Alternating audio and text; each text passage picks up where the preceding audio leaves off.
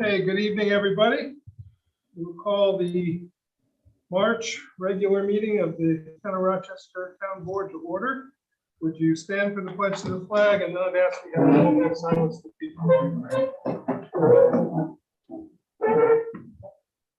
I pledge allegiance to the flag of the United States of America, to the republic for which it stands, one nation, under God, indivisible, with liberty and justice for all.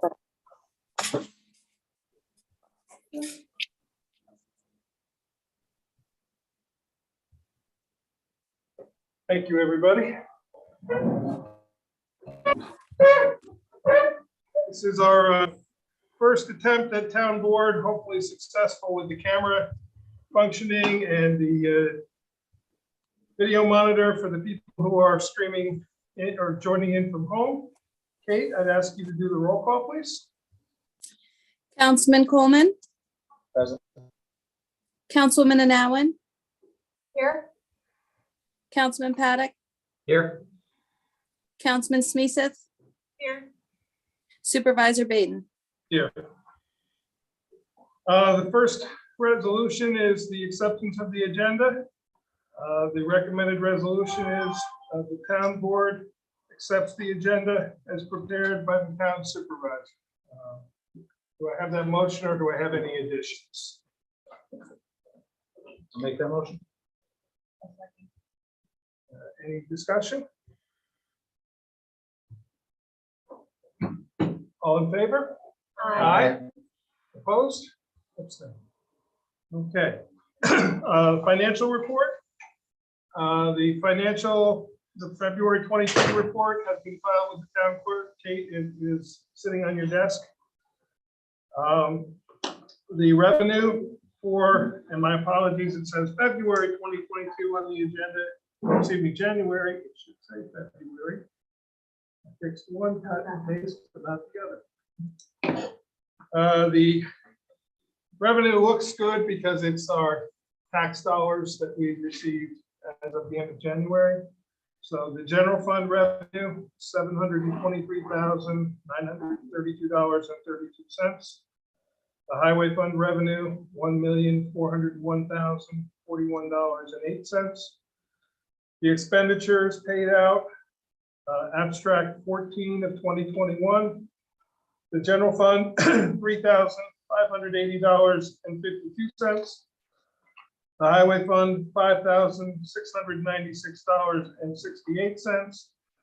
Abstract 2 of 2022, the general fund paid out $45,156.69.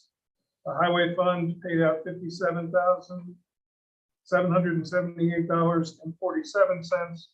The street lighting fund remains paying out $0. We are still not receiving Central Hudson Hills.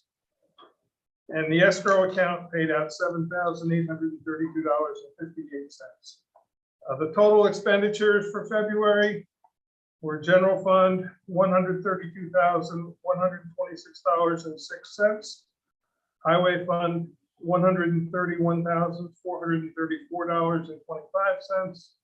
Street lighting fund is $0, and the escrow account is $7,832.58. In your packets are the year-to-date reports showing January and February. Still a bit of a work in progress with the QuickBooks, figuring out exactly what the best reporting format is, but this shows every budget line, what was expended each month, the budget line, the percent, the dollars that it is either over or under budget, and the percentage of the budget that remains. And that's one for general, one for highway. To call attention, we received today in the mail a check from Ulster County. It is our sales tax payment, which is from October of 2021 through January of 2022.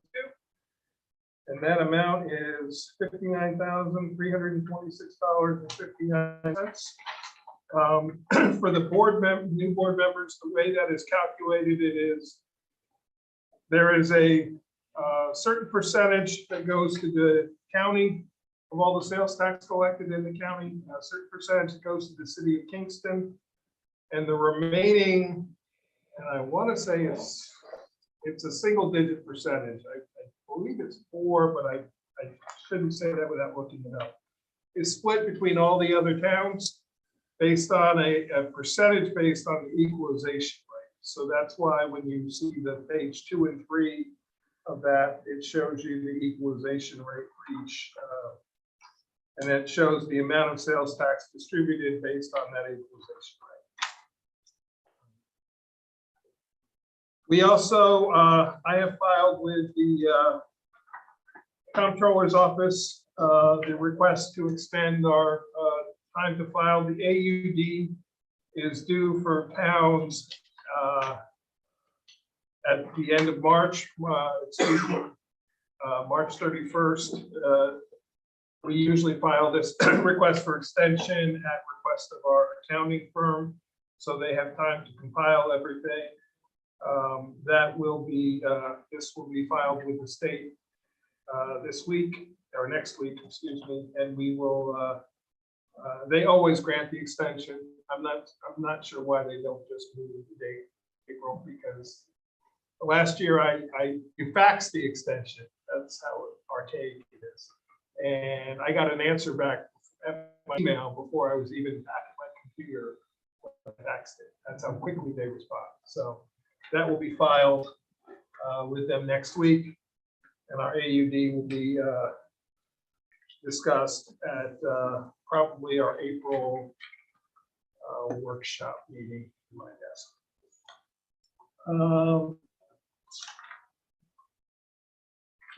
The financial system, the conversion to QuickBooks has gone very successfully. We haven't experienced any problems. Our accountants, Sikor Torshall and Churchill, set it up very well for us.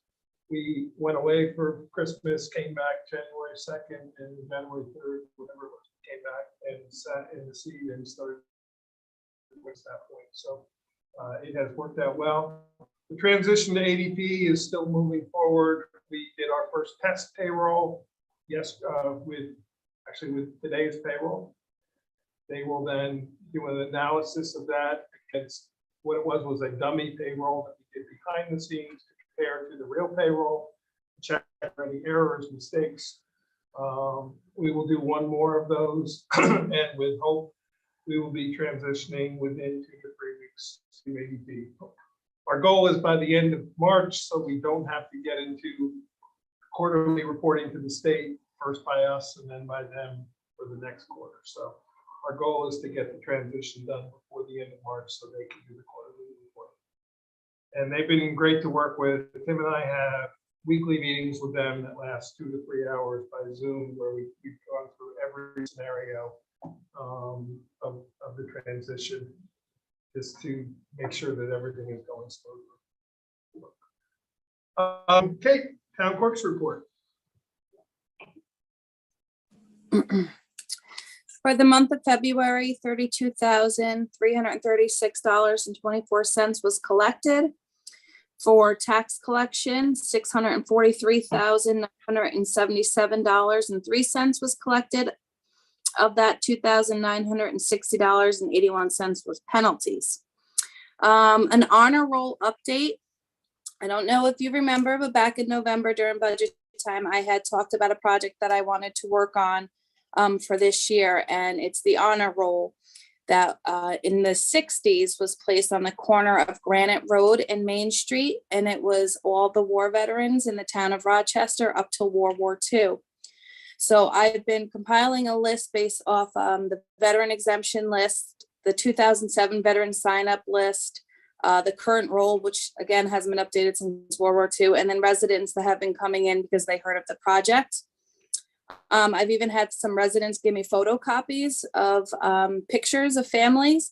So I'm asking the board if you give me permission to take over Veterans Day for this year. I do have a couple meetings in the next week to kind of finalize some ideas, and then I would like to bring it to the board either at the workshop meeting, or it could even be next month. I'm not in too much of a rush. But I like to present the plan to you guys by then of what I would like to see happen this year for Veterans Day. Great idea. Okay. And that's it. Okay. In your packet is the financial report that Kate presents to us each month, which is a report of the income that's received from the clerk's office. Fair amount of correspondence. I'll go through them fairly quickly. First is the agenda from the Supervisors Association that meets on the third Tuesday of every month.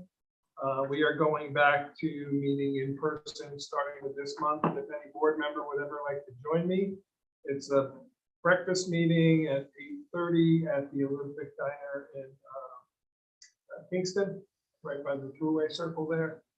And usually lasts a couple hours. And we get a pretty good attendance of supervisors and mayors. I'd say regularly about 2/3 show up. Usually a representative from the county executive's office comes and gives us updates on things, or sometimes the comptroller, or sometimes another department head, sometimes the UCRRA. This just gives you an idea of the things that we talk about at these meetings. It's a really good session because we bounce a lot of things around, and we talk about, you know, gee, we had this issue. How did anybody else deal with this? And Jim Quigley, our president, is really good about bringing a lot of the financial stuff to us, being that it has always been his profession. So if anybody would ever like to join me, I do go to most, if not all of them. We received some correspondence from various residents that are in your packet. I shared with you, I'm on their email list, and I don't know if you guys are, then I'll stop sharing these. The Empire State Development, the economic development for our region, the state is split up into different regions, and I'm on their email list and get these upcoming events emails. So I'll continue to share them with you unless you guys are getting them already. We got a letter from Central Hudson informing us about their billing situation, saying that they replaced the 40-year-old customer information system, and they're working to solve it in a timely manner. Although I'd say we're now at 6 months, so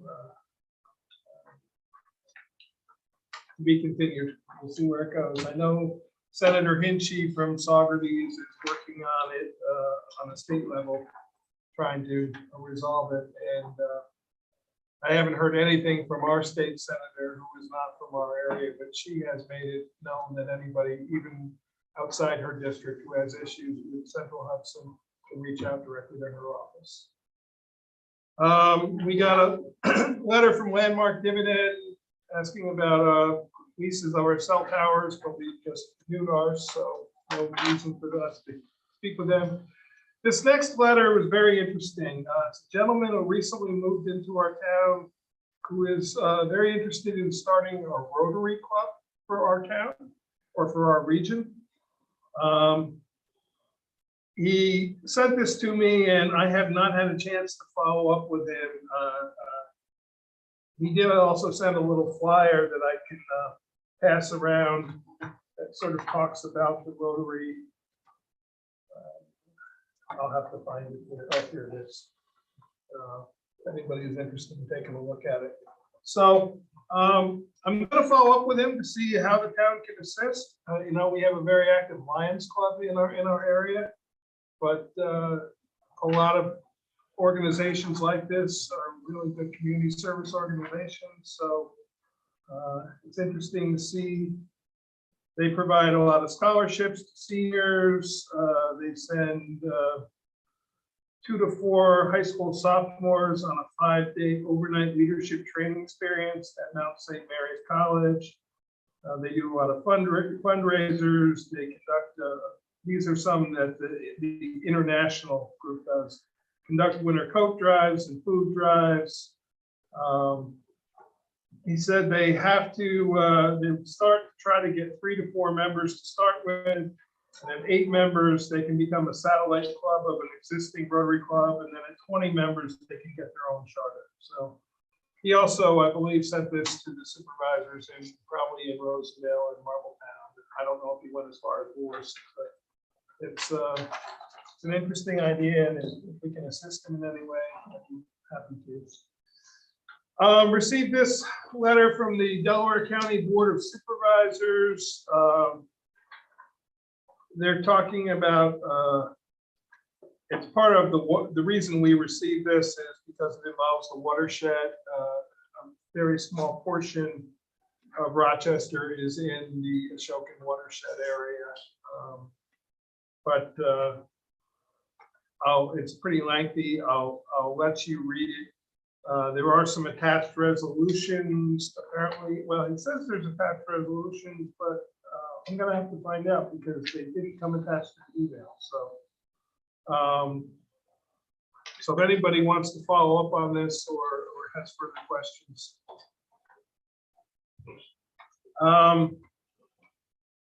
That's really all I have for the correspondence. The COVID update. As of yesterday, we were at 5 cases in the town of Rochester, considerably lower. The county total number of cases is under 200. It was actually, I think, around 160, 162, 6 in my head. I think we should all still, remain vigilant. I know of at least 2 people in our town who contracted this past week, and they may or may not be included in that 5. I don't know. But, we just it's something we're going to be living with, but it does seem that the spike that occurred after the holidays has died down. Grant updates. The Algerville Firehouse is moving along really well. We have every 2 weeks, we have a Wednesday morning construction meeting of all the contractors. Our local representative from the governor's office, our architect, Bob Garrett from the fire district, and myself, we meet there. The doors should be going in soon on the front of the building. They've done, they're starting on the walls. All the inner spray foam for insulation has been done. It's looking really good. Every time I walk in there, I'm amazed at how much has happened in 2 weeks. So they're kind of concentrating on working indoors now, but as soon as nicer weather gets coming up, they'll shift toward outdoors a little bit. They're still projected for completion by some point this summer. And it is financially, it is progressing on or even maybe a little under budget. So we're doing well with that. The Paralympic Community Center, this building is finally in the process of being closed out. I don't know why it took so long. The architect became non-existent, was signing off on things. They finally signed off on the final project. We were able to make the final payment to the contractor, who has been patiently waiting for almost a year for that payment. That has been taken care of. Now it's just the final closeouts of some things that are required on our end to the final accounting, the final closeout. We do have to mount a not a plaque, but a recognition of the funding from the governor's office and Housing and Urban Development. So they sent me the logos. They're not, it's not required, but there's certain wording that's required. The logos are not required, but I think I'm gonna get a price from the guy who did our signs outside to make a small sign. She did say it could be something as simple as photocopied and in a frame, but I think we want something that's gonna last a little bit longer, considering they paid a lot of money for this project. So we'll give them the recognition. So I'm gonna get a price on that small sign and for that. Bridge New York, we've adopted the resolutions. I'm still waiting from the DOT for the official notice to proceed. They had said it would probably be coming this week. I'll follow up with them tomorrow, see if that meant this week or next week. But the letters of request will be getting out to the vendors. We did get a little bit behind this week getting those letters out. They will be out tomorrow. Local Government Records Management Grant. Kate and I are both very happy to say the records, the first half of the record was picked up this morning. They are, Kate, do you know where they going to Long Island or Buffalo? I'm not really sure. I thought it was Buffalo, but I'm not. Originally was Buffalo, and then all the communication the person I spoke to was from Long Island, but I wasn't sure which one. Not that it matters, but so the first half are on their way, and they will all be scanned and into searchable PDFs. So all those 60 or 70 years worth of building records that are in files that are alphabetized by applicant's last name.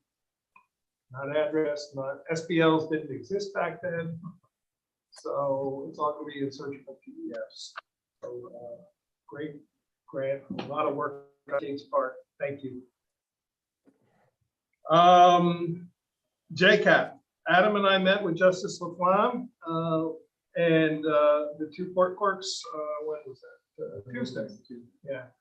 We have received $30,000 funding for the grant application that we put in for the ADA modernization of the restrooms there. Knowing that the quote was $94,000. It is something that we really need to do. Those bathrooms are not ADA compliant. They really need to be. I will be putting together a request for proposal that I'm going to bring to you guys at the workshop meeting for your approval. I'm going to get it to Justice Laflamme and Justice Albaugh by next week, by midweek next week, so they can have a few days to add anything into it. I'm hoping you guys will approve the circulation of that. And then, do you remember what was the return date we asked for on it? 3 weeks after. Yeah, we were gonna try it. We said 3 to 4 weeks. We wanted to get it by the get it back to the April workshop meeting. Yeah, is where we wanted to. I think we said back by April 11th, or Monday. Yeah. April 11th is what we said. The return of it by April 11th, so that we could review it at the workshop meeting. We are going to do it with the board's permission. We're going to do it as a best value. Mary Lou, a question for you, and I'm sorry I didn't call you on this. I didn't want to put you on the spot. For a contractor who we're also asking to do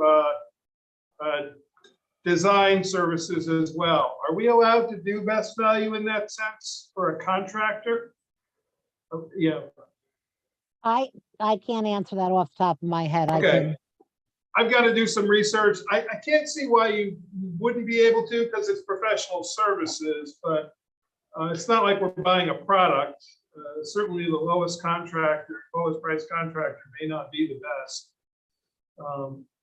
But I'm gonna try to do some research myself, and if you can look and see if there's anything that doesn't allow you. I know you, Okay. as long as you've adopted best value, you can use it in most, if not all, situations. But I don't think you can use it if you're buying a product. But if you're buying services, I believe you can. So we would prefer to if we can. So that way we make sure we get the right contractor for the job with using our scoring system the way we normally do. And then finally, the Arpa funding. Our first report is due the end of April. I'll be working with Tim in the next, over the month of March to get that all finalized. So far, the things we have committed the funding to is the playground equipment and the installation of that, the premium pay that we did for the employees, and the two EMS payments. And we still have remaining probably about $300,000. We spent most of the first half of the first payment that we received. We'll be getting the second payment sometime later this spring. And we have until 2024, I think, to commit the money in 2025 to spend it, if I'm remembering correctly. Or my I think you have to spend it by 2024. 2023, it has to be committed by, you have to be in the contract by. So we will need to come up with projects. We did talk about possibly some of that with broadband. I was still sort of waiting to see what this infrastructure bill was going to bring for broadband. Some of it is starting to finally trickle down as to what will come out of that infrastructure bill. And I keep asking the county lots of questions about that, about broadband in general. And I still try to get the county to take on the heavy lift of broadband. It's not just town to town who has the problem. So I'm going to keep talking to the legislature about that. Let me see. Oh, back on the local government records management grant. We'll say this kind of quietly. You will remember that the grant we got was actually the grant we applied for the 2020 grant cycle. Because of the pandemic, they didn't award any, and they just rolled all the 2020 applications to 2021. That was awarded as of July 1st, but they didn't announce the awards until November or December. Kate and I were both a little concerned that it was not going to be completed by the end of June. We got very nice email that the time period has been extended until 12/31/2022. So you no longer have to have completed the project by the end of June. We now have until the end of December. But we're still leaving our contract with the scanning company as June. We just have that little bit of extra. Hopefully they're not listening to the meeting. Certified agricultural district. Aaron can probably explain this much better than I can, but every year there's a 30-day period where the county calls for applications for any property owner who wants to include their property in the Ulster County Agricultural District. Applications are due March 30th through the county planning department. I've shared this flyer with you. Kate has posted it. We've posted it by our assessor's office. We will get it if it hasn't already gotten out on the website, we'll get it out. So anybody seeking inclusion must have completed the application. They have to supply a copy of the tax map. They have to describe the land, and it is due no later than Wednesday, March 30th, and it can be mailed to the Ulster County Planning Department or emailed to Bert Samuelson at Ulster County Planning Department. And if anyone has any information or wants any information on this, the phone number to call is 845-339-2490. That's 339-2490. And we have quite a bit of property in the town of Rochester included already in the county ag district. But if anybody is using their property agriculturally and feels they would like to be included in that ag district, this is not the tax lessening exemption program. This is what this does is by being included in the ag district, there are some easier processes for ag-related projects. It relaxes some review of zoning standards and things like that. Anybody who wants to be get the tax exemptions for agricultural use, that's through the assessor, and that actually was due March 1st. So they'll have to wait till next year if anybody wants to apply for that. So, anything I'm forgetting? No. You know of it? You're in that circle of people. Do you know anybody that we should call attention to this? I was going to look up all the properties and see if any of, most of the people I know are in that district. That's what I thought, and I kind of went through the list mentally, and I can't think of anybody farming who is probably not already in the ag district, but anybody who. And they have been including properties with different types of agricultural because they've really expanded the way that agricultural operations are, other than, you know, to extend beyond row crops and animals. So. Yeah, things like maple syrup, beekeeping, even timber. There was last year there was a mushroom farm that was growing mushrooms. So there's been all kinds of really interesting ideas that are coming out. Yeah. So, let's see what's next. The OSI rail trail project. We're going to talk a little bit about this more with Mary Lou later, but just to fill the board in, the section of trail from Accord to Kerhonkson that OSI has requested the county to allow them to revitalize and deal with drainage issues, culvert issues, surface issues. They're basically going to rebuild the trail at no cost to the town. It is being funded through our county ARPA money. It is working its way through the legislature's committees right now. All the supervisors, the trail project is not just Rochester. There's also one in Wallkill and one in Ellenville. The supervisors, I'm sorry, it's Wallkill, Gardner. The supervisors for the Wallkill Trail. The supervisors involved, we all attended the ARPA committee meeting. The county has a committee that reviews ARPA projects. And Peter Karos, I think is his last name, from OSI, presented the project. That ARPA committee did agree to move it forward to the full legislature for vote on March 16th. It was being reviewed the other night by another committee, another subcommittee of the legislature. I don't know the outcome of that vote because I wasn't able to zoom in on that meeting. I had a conflicting meeting night.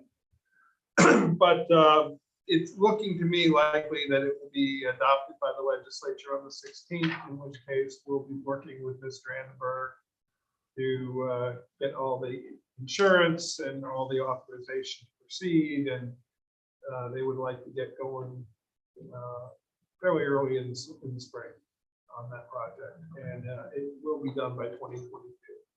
The good news is they won't really have to close down the trail, except there's a couple bridges that they're going and culverts that they're going to deal with. Obviously, when they're working on those, there may be some short shutdowns of the trail during those periods for safety reasons, but other than that, their goal is to try to keep it open as much as is possible.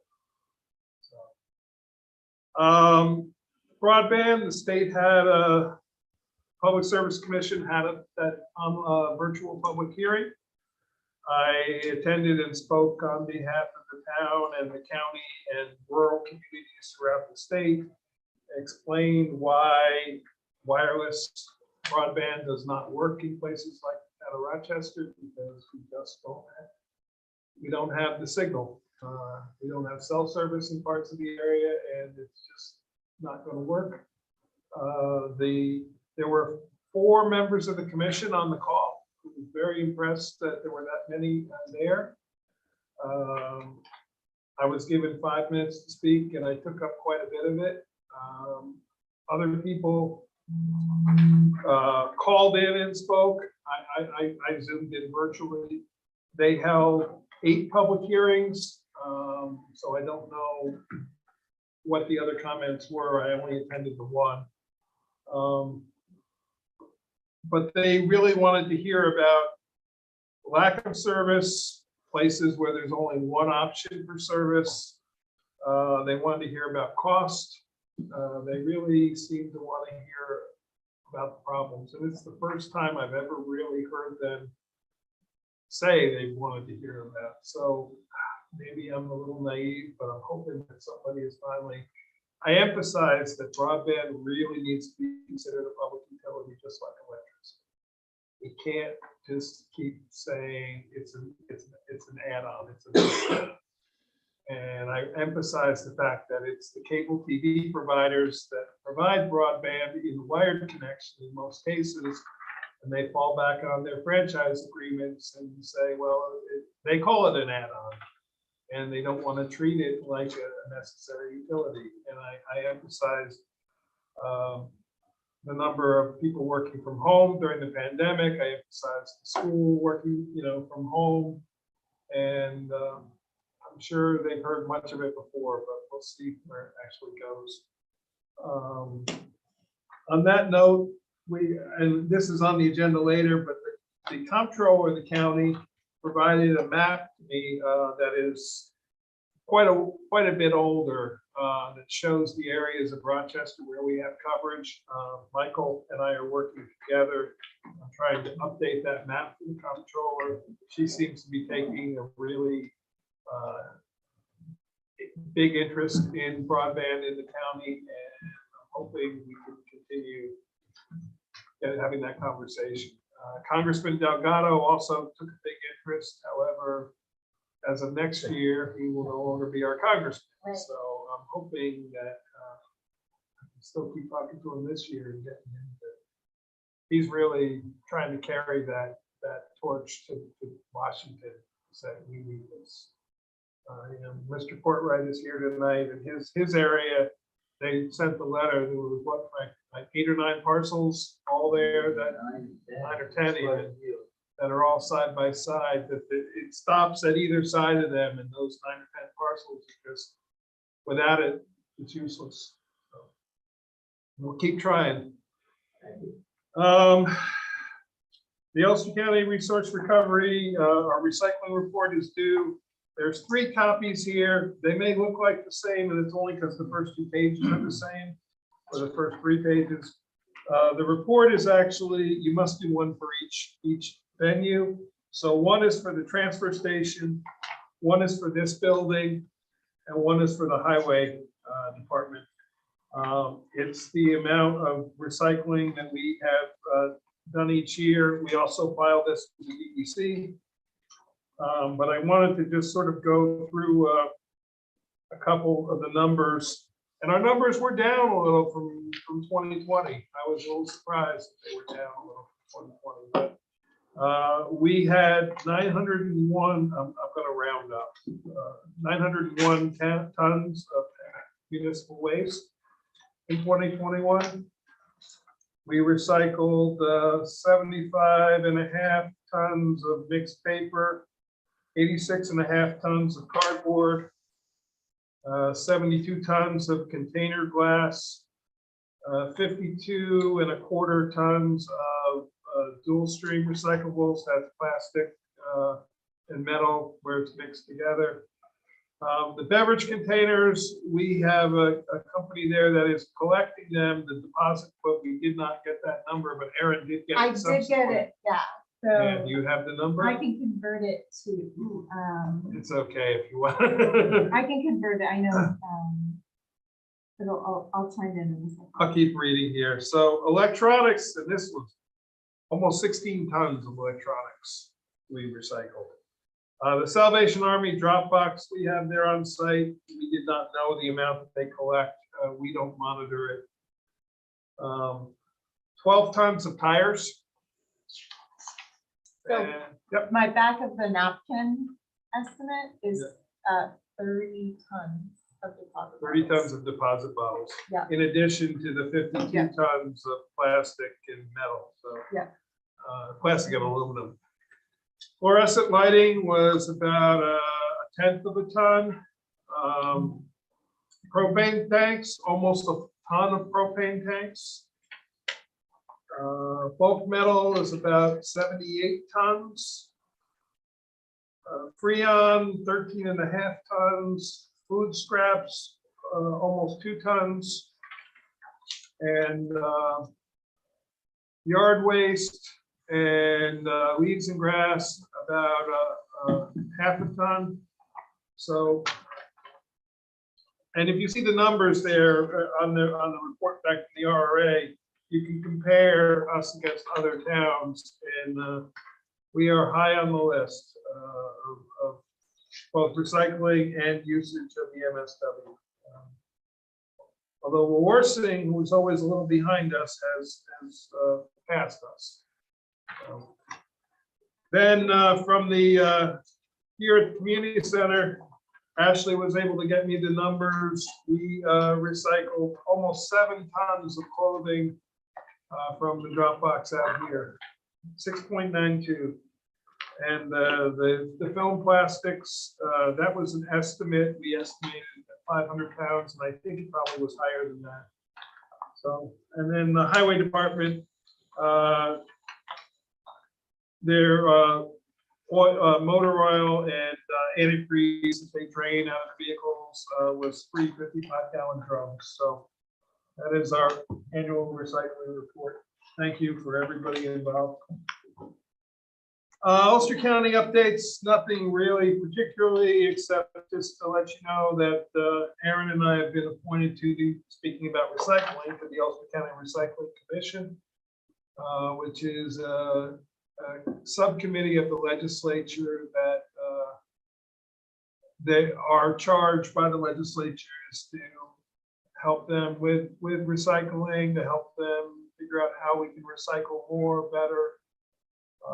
And based on the first meeting, they kind of fell a little by the wayside the last couple of years, but they've reconstituted it, and based on the first meeting, you weren't able to make it, but I think it's going to be a really lively group of people, a lot of really passionate people involved in it. How many people on the committee? You remember? I think it's, well, I think there's a few open seats still. but- No, they actually filled Oh, them they all did. by the last legislature meeting. Well, There's 3 members of the public. There's a legislative appointee. There's an RRA appointee. There's a local recycling coordinator, municipal, which is the role that Aaron is filling. There's 2 or 3 local municipal officials, and I'm one of them. There's a large scale hauler representative.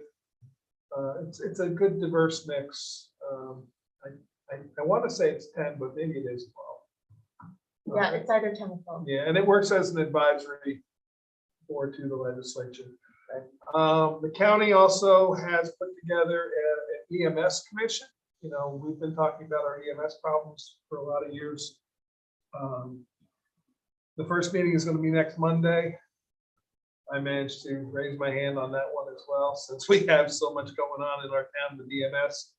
I want to be a part of that. Supervisor Walsh from Rosendale is the other municipal official. And we'll find out where it goes. The goal is the state also has put together a panel to discuss EMS and how to make it work better and smarter and efficiently. But their report is not due until December of this year. So we'll see where it goes. And one of the dispatchers in Ulster County is an EMT over in Dutchess County, and he's on the state committee. So I think having that connection will help us maybe get our message. Senator Hinchy from Saugerties was the one who really was instrumental in getting this committee on the state level started. And several of us at the Supervisors Association level have been frustrated with how it all works and funding for it, and have been pushing this county to do something. And we'll see what comes out. I don't really know what the outcome of this commission is going to be, but at least the dialogue is happening. Coalition of Watershed Towns, we got this letter. It's the annual nomination of officers. If you look, this is that gentleman that came and spoke to us last year, early on in the year. We are a member of this town, of this group. Traditionally, Olive has provided the representatives because they are much more in the watershed area than we are. I spoke with Supervisor Safranco to see if they were going to continue. The councilman who is currently on was not reelected, so he is no longer eligible to. You must be an elected official to be on this committee. The alternate, Councilman Vargas, was willing to stay the alternate, but didn't want to take on the full membership. So Councilman or Supervisor Safranco said he was calling around to Shandaken and some of the other towns that are more in the watershed to see if anybody from their groups wanted to be nominated. So I had hoped to ask you guys for a nomination tonight, but he did. Now, even though it says by February 18th, they got delayed and they have extended it. So we will at some point be getting a nomination form and we will have to vote for that person. It's a 2-year term and it's where does it say there? It's 3 members from Delaware County, 2 each from Greene and Ulster, and 1 each from Schoharie and Sullivan. So, and they're kind of a lobbying organization to the state on behalf of the towns that are affected by the PDD area. Just keeping you guys in the loop on that. There's 2 public hearings scheduled March 31st after the audit meeting, so it'll be approximately 7 p.m. The first is on the accessory dwelling unit law, which was presented last night to the county planning board for their comment. They were very supportive, and actually Rob Leibowitz praised it and said that he might consider making this a model law. So thank you, Aaron. Thank you to the ZRC for the original work. Thank you, Charlotte. I think we got there were a couple what they call advisory comments that they made. We'll get that report back in the next couple of weeks. And then our own planning board is scheduled to review it. We sent it to them for their comments, and then we'll hold the public hearing. And then at that point, we can either make changes to it. If they're substantial, we'll reopen the public hearing, or we'll continue the public hearing if they're not substantial. Mary Lou will tell us if they're substantial or not. Then we can go ahead and move forward to adopting it. But it was exciting that the county thought it was such a good example of it. There's a copy of the referral to the county planning board here. And that letter that was received was an email to me more about the topic, but I did tell the woman I would include it as public comment, and it was forwarded to Kate. The second public hearing will be on a request for waiver from the Accord Speedway. This email was an email that came directly to Kate, and she forwarded it to me. I did not reach out to this person yet. I'm going to reach out to them and just suggest that they come to the public hearing, but that I can also answer some of their questions. And that's it. All right. So department updates. Michael, let you go first. Liaison reports, department updates. So I guess we'll start here with KFAS. So KFAS call report for 2021, the squad had a response rate of 89.91%. Numbers for January were 90.1%, and in February they responded to 52 of 57 calls, 5 were covered by mutual aid for a 91.2% response rate. In January, they also had a new slate of officers installed, and they've had 5 volunteers pass the practical exam. So once they pass the written exam, they will be full EMTs. The date on that is still TBD when they're able to sit for the test. The squad is also still in the process of recruiting for paid staff to help supplement volunteers. As with a lot of industries, there are labor shortages, and the staffing agencies have not had as many candidates as initially hoped. So the squad is starting to look at whether they need to adjust their approach to bring more people on. The good news is that the volunteers remain committed, and you can see the critical role that they play in the response numbers from this past month, actually from all of last year as well. Other things of note, there is a proposal in Albany that would make it easier for ambulance districts to cross town lines and to be set up as multi-town districts. That's Senate Bill S 5331A.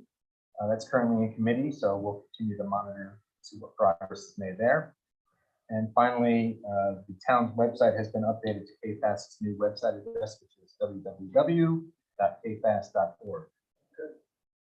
The Marbletown First Aid Unit, I've been in touch with their chairman, Mr. Joe Vitti, and their chief, Charles Foster.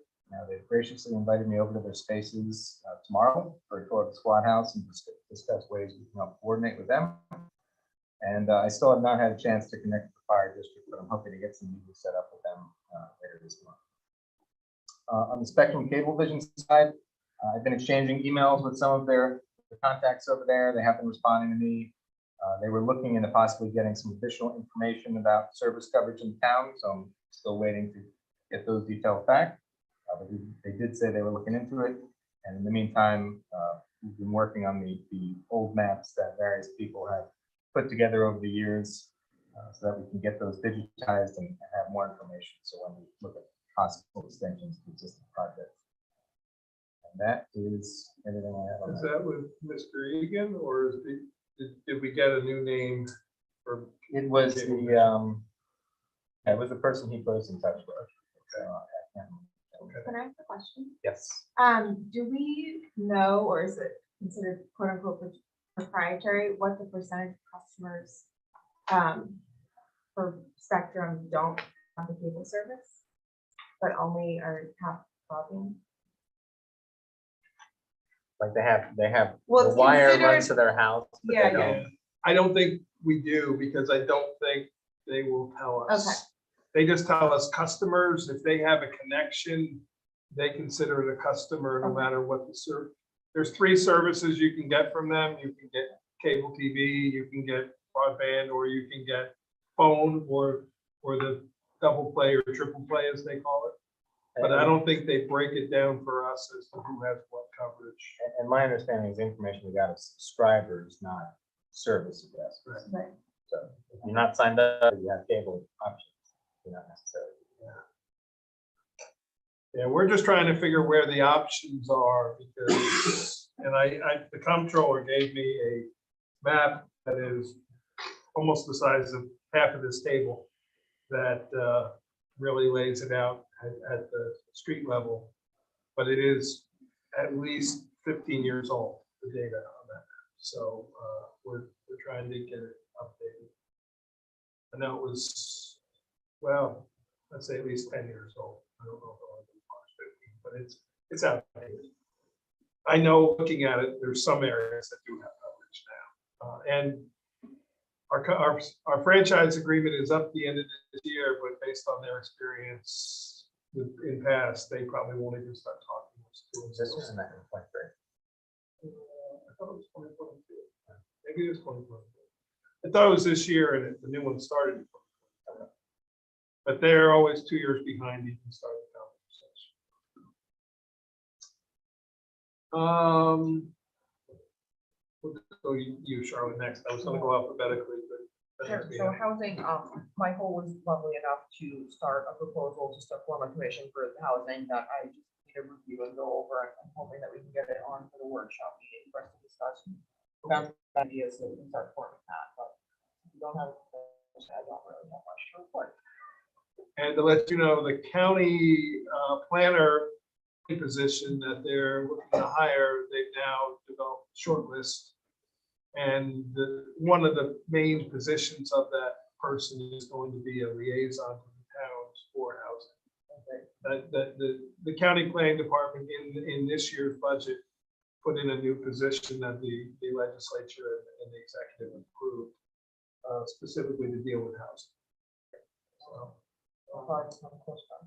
yeah, whoever they I have no idea who it's going to be, but they're in the process of interviewing candidates now. Erin?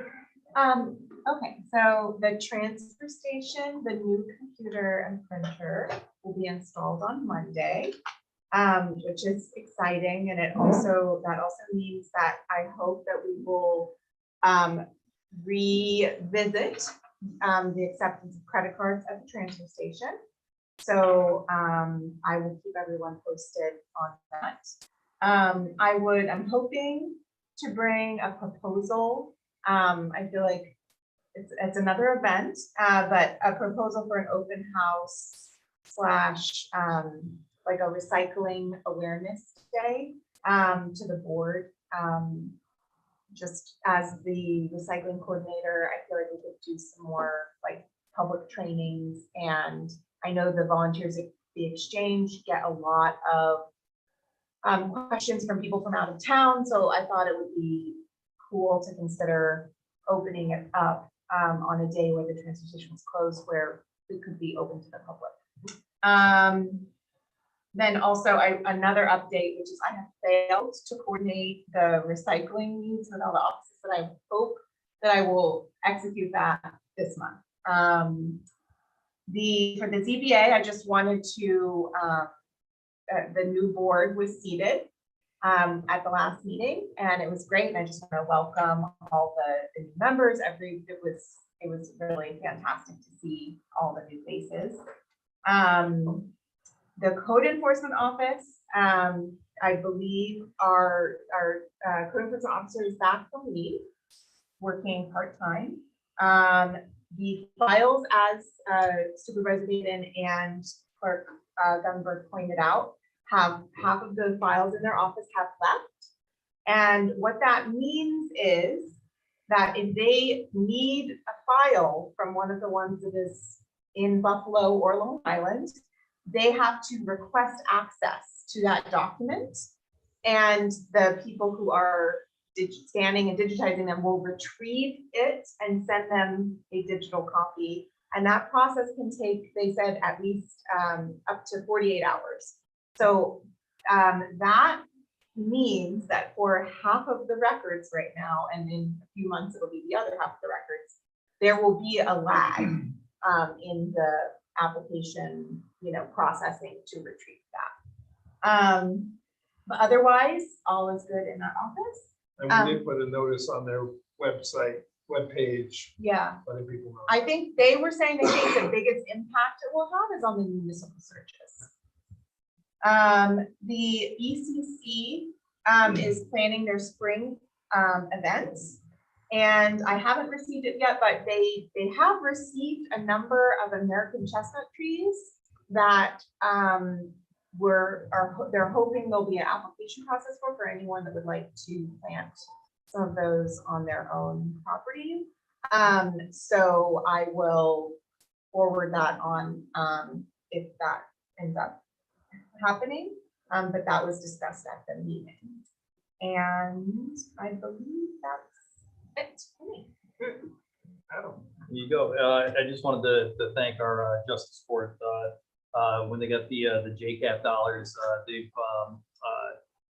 really went into this project with a lot of enthusiasm, with a lot of urgency, and I want to thank Justice LaPlante for heading it up.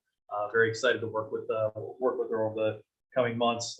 We have a office pool going on how long it's going to take to renovate one bathroom, but we'll certainly see.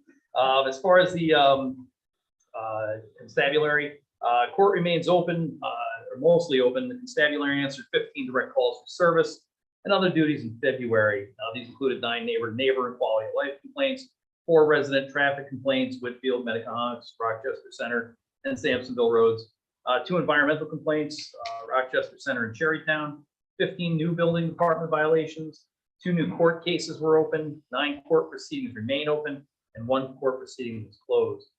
Interesting occurrences, although it was a short month, it was a busy month. They received many complaints from residents regarding many issues. 2 storms during the month caused many traffic problems for our residents. Power outages were significant through the town. Many residents were without power and in need of assistance. Roadway accidents significantly increased due to the extreme icing conditions. Garbage dumping complaints continue to rise. Neighbor-to-neighbor complaints have decreased and the ones that have been diffused without further action necessary. As always, due to the COVID-19 pandemic and the rise of the variants, they continue to have limited direct contact with complainants, with a proportional increase to direct phone calls. Again, Rich Miller reminds us to please be safe and careful driving in inclement weather. I know they got a lot of phone calls from local residents that quite honestly just needed somebody to talk to, kind of talk through, what's going on with the icing and things like that. And I know Rich spent a lot of time, and we're very grateful for that. As far as the rec department is going to be hosting 2 youth paint classes Thursday, March 10th, but both classes are currently full. They're very pleased with the response from the community. They're also hosting 2 adult paint classes on March 24th, one during the day and one in the evening. Any questions or to reserve a space, call the rec department directly at 626-2115. And all paint classes are offered free of charge. On Thursday, March 17th, we're going to be holding our annual St. Patrick's Day corned beef and cabbage luncheon to go.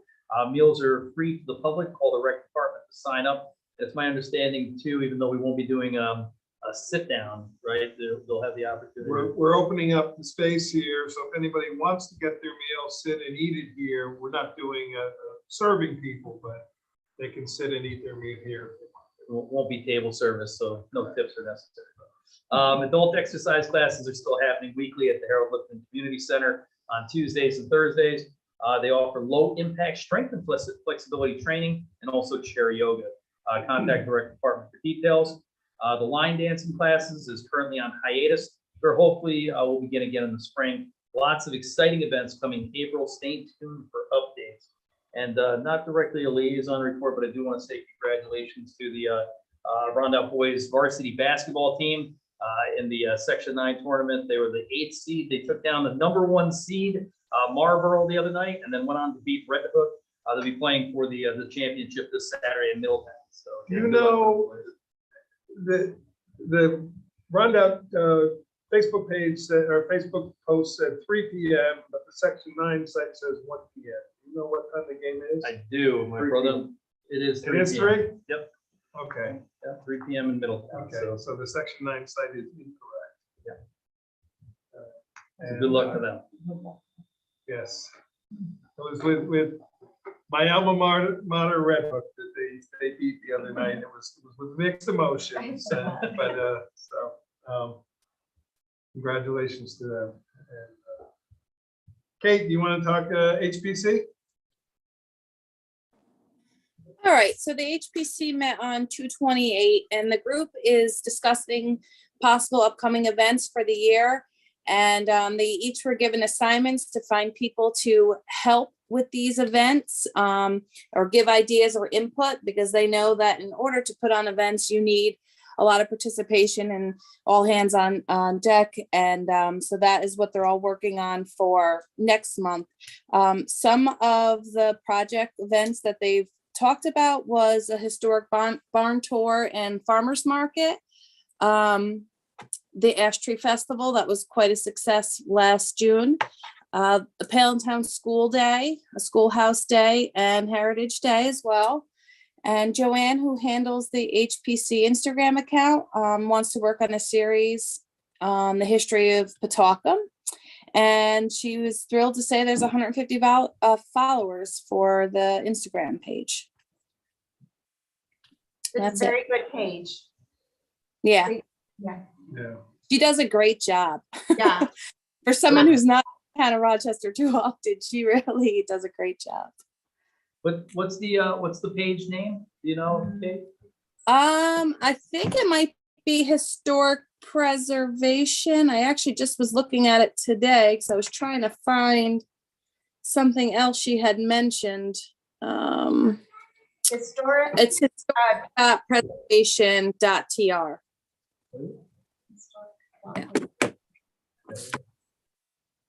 Okay, thanks, Kate. Assessor's report from Jeremy. Says he's been and continued to review the status of open building permits for new construction and renovations. He's inspecting properties and updating our records and assessments as necessary. And he's all properties, he's trying to make sure that, because everything is assessed based on their status as of March 1st, 2022. He's continuing to review new building permits and certificate of completions and certificate of occupancy as they come in, and they are coming in fast and furious. I will tell you, every day there's a new file coming over to his office. Exemption renewal applications, we've been really very, very busy because the state sort of changed some of their rules. The past 90 days, it was a March 1st deadline to submit the exemption applications. We've been calling property owners to remind them that the renewal applications were due and also to provide missing supporting documentation that was required. He said we can hold applications for a couple of weeks that have been submitted by March 1st while we wait for the additional documentation. So anybody who was missing a piece of documentation can still bring it in. He'll be reviewing all the exemption applications to see if they meet the criteria and processing the ones that do.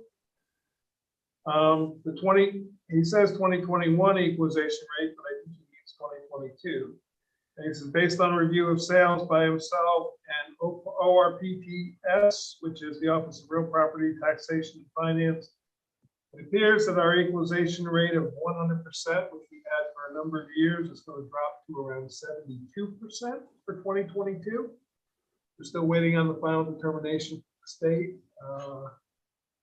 It appears pretty much across the board, everybody's going to drop about 30%.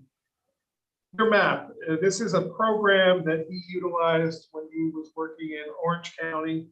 He's been in talks with the aerial imagery company called Nearmap about obtaining their aerial imagery program.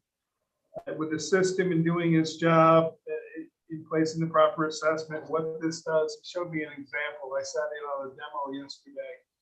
He can zoom in. He can zoom in on a manhole cover and read the writing on the manhole cover. That's how tight the flyover zoom in. But what it does is it works with an artificial intelligence program that he can calculate the dimensions of buildings, the height of buildings, to within a 6-inch plus or minus margin. And for some of these properties where they're behind gated community, gated situations, or they're deep up winding driveways where we can't actually go out to actually field survey, we can do this from the computer. So he brought this to the county's attention, because if the county decides to buy into it and then makes it available to all the other towns, the price substantially reduces for all the towns. They don't currently do flyovers over all of Ulster County, only a portion of Ulster County. The way this company makes their money is they sell subscriptions to insurance companies, things like that. And because of that, they already are doing some flyovers. So there would be a cost involved, but they would do flyovers twice a year. They would do a leaf on, leaf off flyover. And the county seemed very interested in looking into this, and I'm kind of hoping that they will invest in this. Even if they don't, I may approach Marbletown and Rosendale and see if the three of us go in together. Although parts of Rosendale is mostly covered in the existing flyover, but Marbletown and Rochester, the portions that are up in the Catskills, are not currently in the flyover. So kind of dies right around Upper Cherrytown Road.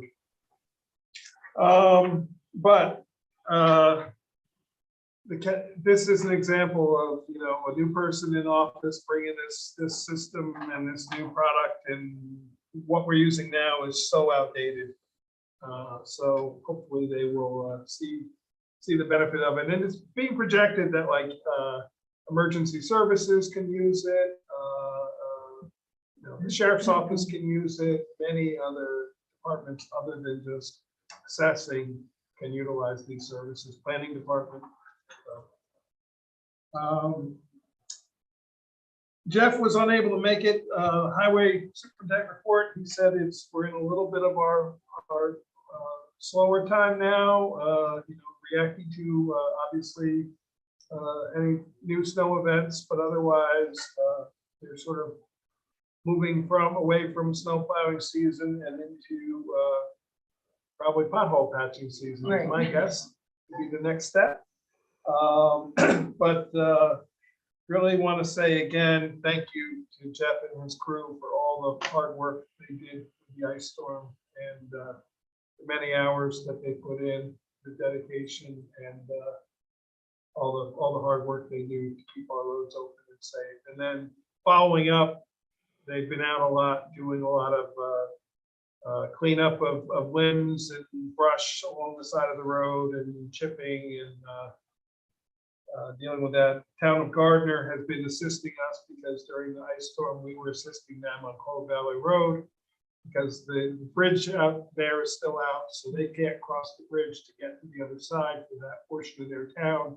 So we were handling that part for them. In return, they came and worked a couple days with us, helped us with brush chipping, and it's just another example of the shared services that all our highway superintendents utilize. So, thanks to Jeff. Planning board, busier than ever, tons of applications. Mark, do you know what the current number of open applications is? Nicole was out sick today. In the teens. Okay, in the teens of open applications. I'm sure, back in the days of Shane Ricks, I remember him talking about planning board meetings going to 1 o'clock in the morning when they had 20 applications, but I think we're pushing that ourselves. So close. A lot going on.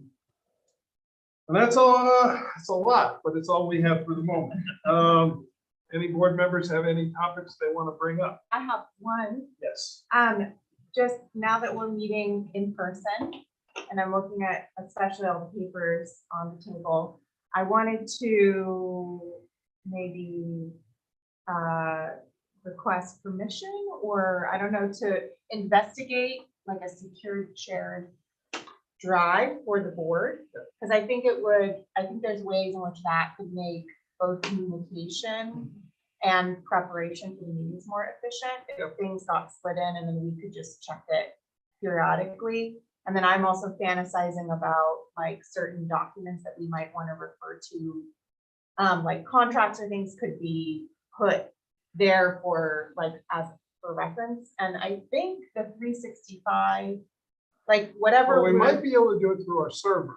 Yeah. It's like Kate has a shared drive for she and her employees, and I have a shared drive with Tim where he and I share documents back and forth. So we could, if you want to investigate with Fish, Okay. the option of just doing that. Yeah. And it would just be a folder that only the 5 of us could access, or 5 of us and Mary Lou, or however we set it up. So we can access the server from our homes. Oh, if we had a VPN. If you have a VPN, yes, you Okay. can.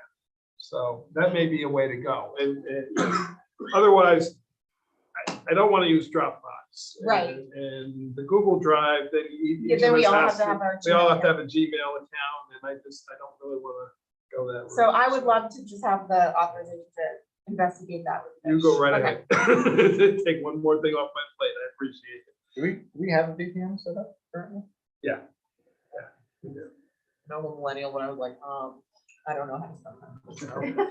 Yeah, we do. We do have a VPN because I can access the server when I'm at home with my laptop from there. So I have one thing I wanted to bring up. I thought you, sorry, were you done? I'm done. Did you have something? nope, you go right ahead. So I've had a few residents express some concerns about the short-term transient rental law, and I think a lot of the original discussion I remember in terms of the public comment, there were some people that had things that they wanted to rent out that were not necessarily didn't meet New York State building code, campers, tents, yurts, things like that. And I know that at the time, if I remember correctly, the idea was that those would be better suited under the campsite law. So I want to make sure that for those people that had been renting those atypical kinds of structures out, that we look at that law and kind of make some revisions. And I've actually taken some time and put together some edits for that. So by the next workshop meeting, I'd like to just start looking through that with everyone. Yeah, my only sort of caveat, we had talked about, we would look at sort of for the tent camping. We did look at adding in the campers and things, and the general consensus was that we should not be, because of the fire safety issues, that we shouldn't, structures, we probably shouldn't be looking to include them, because I think we did consider it and we rejected it. The camping situation, that's another story. But so before you get too far down the line, and maybe the mood has changed, but I think the board last year did review those non-traditional structures and decided that we didn't want to go that route. So I don't want to speak for everybody else. But we did talk about The camping. writing a minor campground.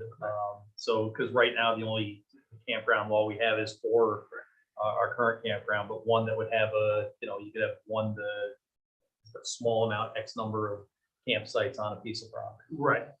But would it have to be, water and septic and all those Yeah, other things that come along with that? The bigger thing is if somebody just put a tent on their property and charging somebody $50 a night to be there, there's a ton of problems.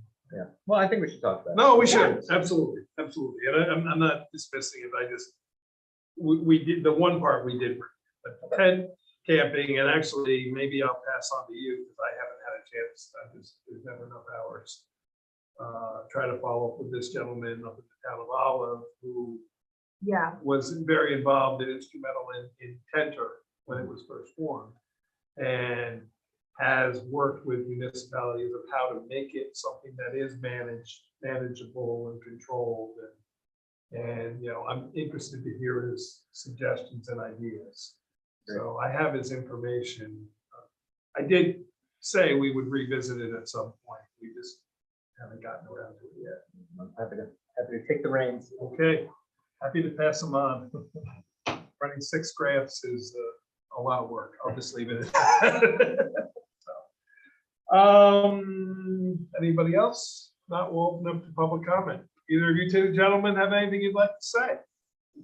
Well, I would like to thank you for keep fighting for our internet and that area that I wrote a letter about.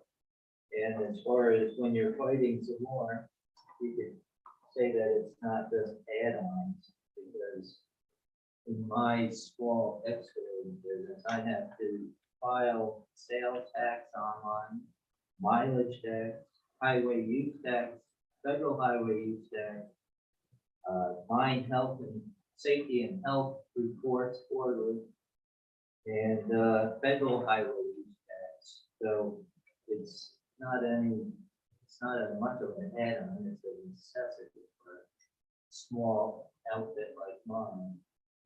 And also, I know a couple of people that are going to be moving into that area there, and at times they have to work at home, and it's with the present satellite thing that we have is pretty rough. So if you could keep fighting, I would really appreciate it, and so would some other people that are in that dead zone.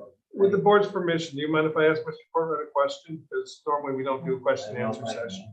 Well, I'm just curious, it has, you may not know the answer, or maybe you haven't explored. Has Spectrum ever presented a price to you to do that area? They haven't issued a price. It was somebody else that got a price, and it was something outrageous. I think it was in the neighborhood of $50,000 or $60,000. I expected you to say even higher than that, so to be honest. I might be. Yeah. This was a couple of years ago. Okay. So, you know, but it's, you know, it's weird that it goes up a dead end road with 3 people on it. And there's another half a mile or so, whatever it is, that there's a lot of potential lots, not, you know, that we need it and it's not available. But the price was, I stopped even and asked some Spectrum people that are working on it, and they keep telling me to be patient, but patient is, you know, that's. You've been waiting 15 of years. patience. Yeah, understood. Okay. Thank you very much. But thanks for, hope you keep. No, we will continue to try. Does your electric service there, and I have not gone and looked, are the poles right along the road or does it cut through the back? It goes pretty much. Everything's right along the road? There's Okay. one section that goes through, one set of wooded area, but it's mainly along the road. Well, there must be a right of way through there for Central Hudson. Oh, So yeah. if there's a right of way for Central Hudson, there'd be a right of way for Spectrum as Oh, well. So, okay. Thank you. Thank you. Mr. Grasso, anything? I have a comment, but it's closer towards the end when you guys discuss fees, so is it possible? Well, to have a conversation? you could speak now and we certainly will, Okay. take it into Don't want to talk consideration. about it until it's sort of brought up, because I know there's some company conversation. Yeah. Up to you. if you want to go ahead, this, you know, we normally like to do public comment all at one time, so. Okay. I'm here to talk about the fees for the planning board and items that are getting brought up on our agenda as items S and T. My concern is just about the fees, about our potential possibility of discussion of increasing them. I think that as a board, you guys have done a phenomenal job of lowering our taxes. And board members in this area truly appreciate that. I'm one of them. And I think that increasing the fees is a really poor decision. I don't see the benefit of what the planning board, as a member of the planning board, I don't see the benefit of what the planning board is actually providing to the applicant to warrant a fee increase. If any of you have went through a planning board process, if you haven't, I'll enlighten you briefly, is there are a lot of fees that are associated outside of the planning board, such as the town attorney, the town planner, the actual application fees, the individual applicant's attorney, the individual applicant's engineer, the individual applicant's surveyor. Those are all items that are required for the town of Rochester in order to bring an application to the table. So I want to just give a brief amount of dollars of just something that I've actually experienced myself. I am through the, let's call it 1/4 of the process of the planning board right now. And I have received a fee from the town planner of almost $2,500. My survey was in excess of $10,000. My engineering plan is over $15,000.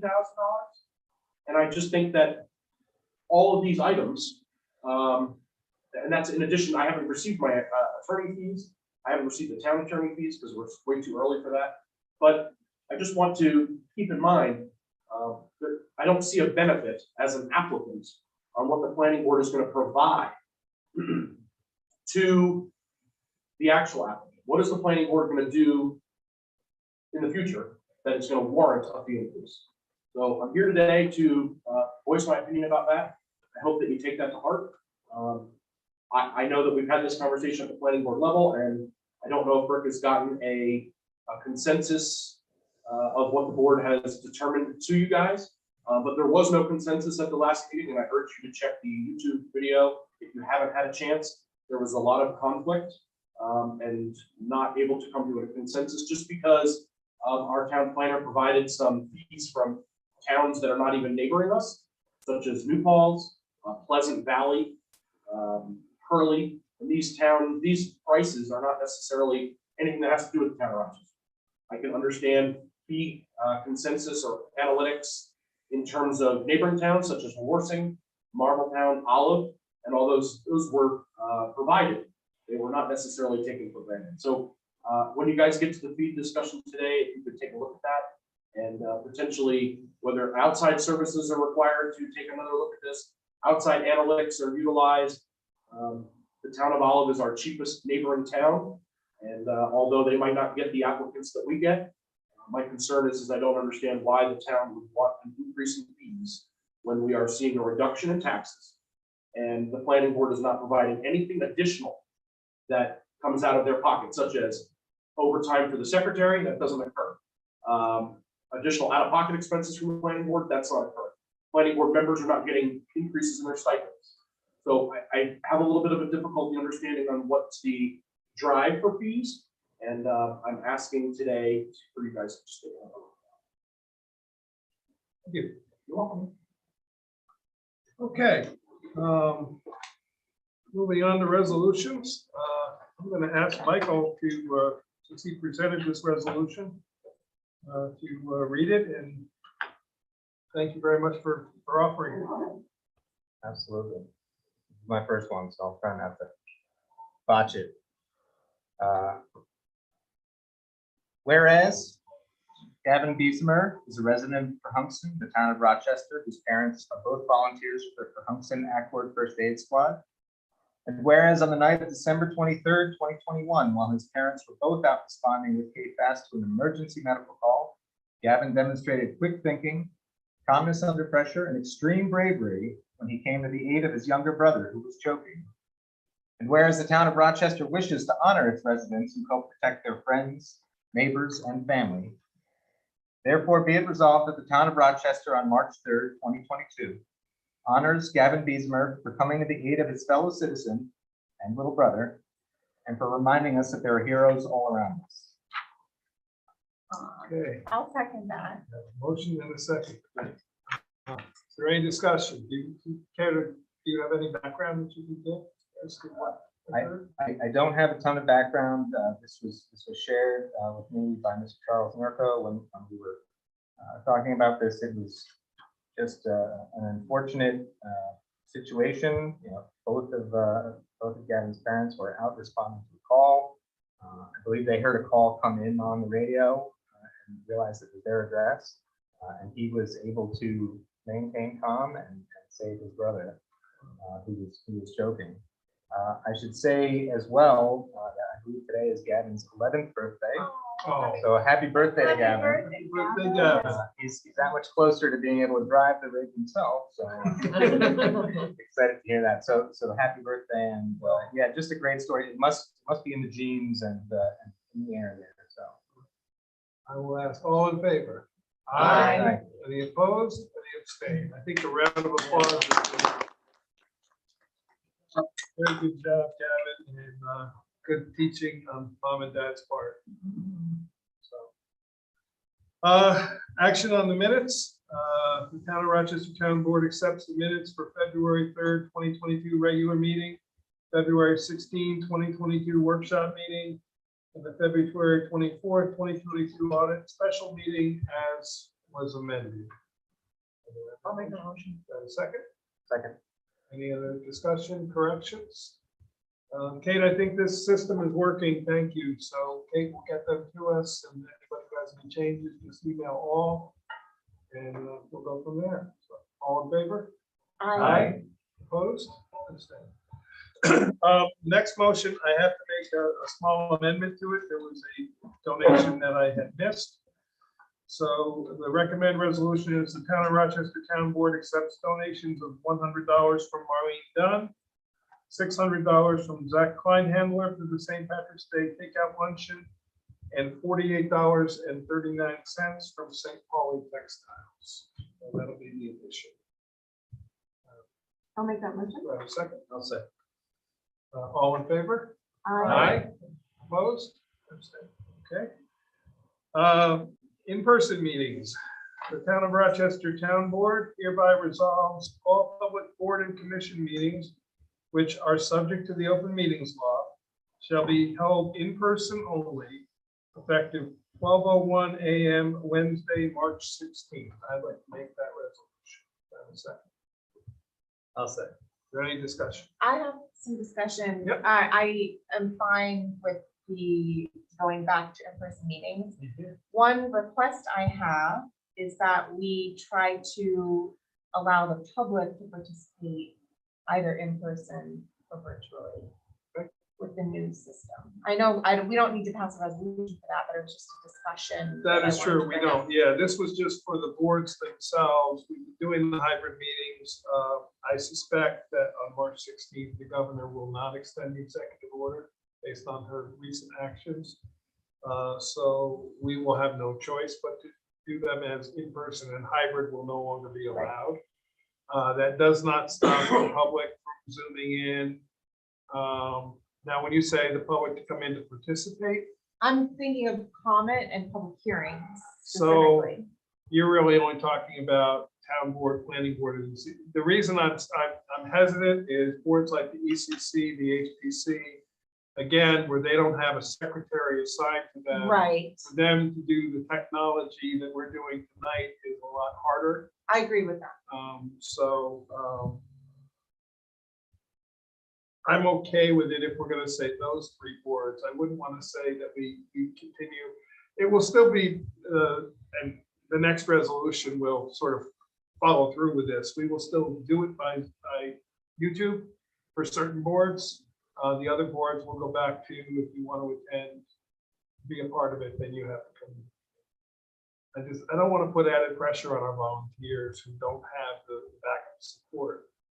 And I don't want to put pressure on you or myself Yeah. or Kate to have to be involved with broadcasting these out. So boards where there's somebody who's able to handle it, that's one. Public hearings, I kind of like the idea. Yeah. Um, That's what I was thinking mostly. More so than the public comment, because anybody can submit a written comment if they want. And How if do it, other board members feel on that? I mean, I agree. I think you should make it as accessible as possible for people to be able to make their comments for public comment, especially for public hearings. I agree that that would be my more take, but I think just keeping it to the three boards to us is appropriate and fine. Do you want to offer an amendment then, Aaron, that the, so shall be held in person, and we'll take out the only, shall be held in person. And then we will say the town board, the planning board, and the zoning board of appeals will accept public comment and public hearing comments virtually. Yeah. Is that, how does that sound, Mary Lou? That sounds fine. And that way, if you, for some reason, decide you're not using Zoom and you're going to use some other programming, you don't have to change your So, I'm sorry, resolution down the line. Are we keeping it public comment and public hearing? Public comment and public hearing comment will be allowed. So like for the audit meeting and the workshop meeting where we don't have Yeah, we public don't comment need to section, we won't open up the Zoom meeting. But for meetings like tonight or planning board public hearing, any meeting where the public has the ability to comment to the board. Can I suggest that you phrase it in such a way that, let's see.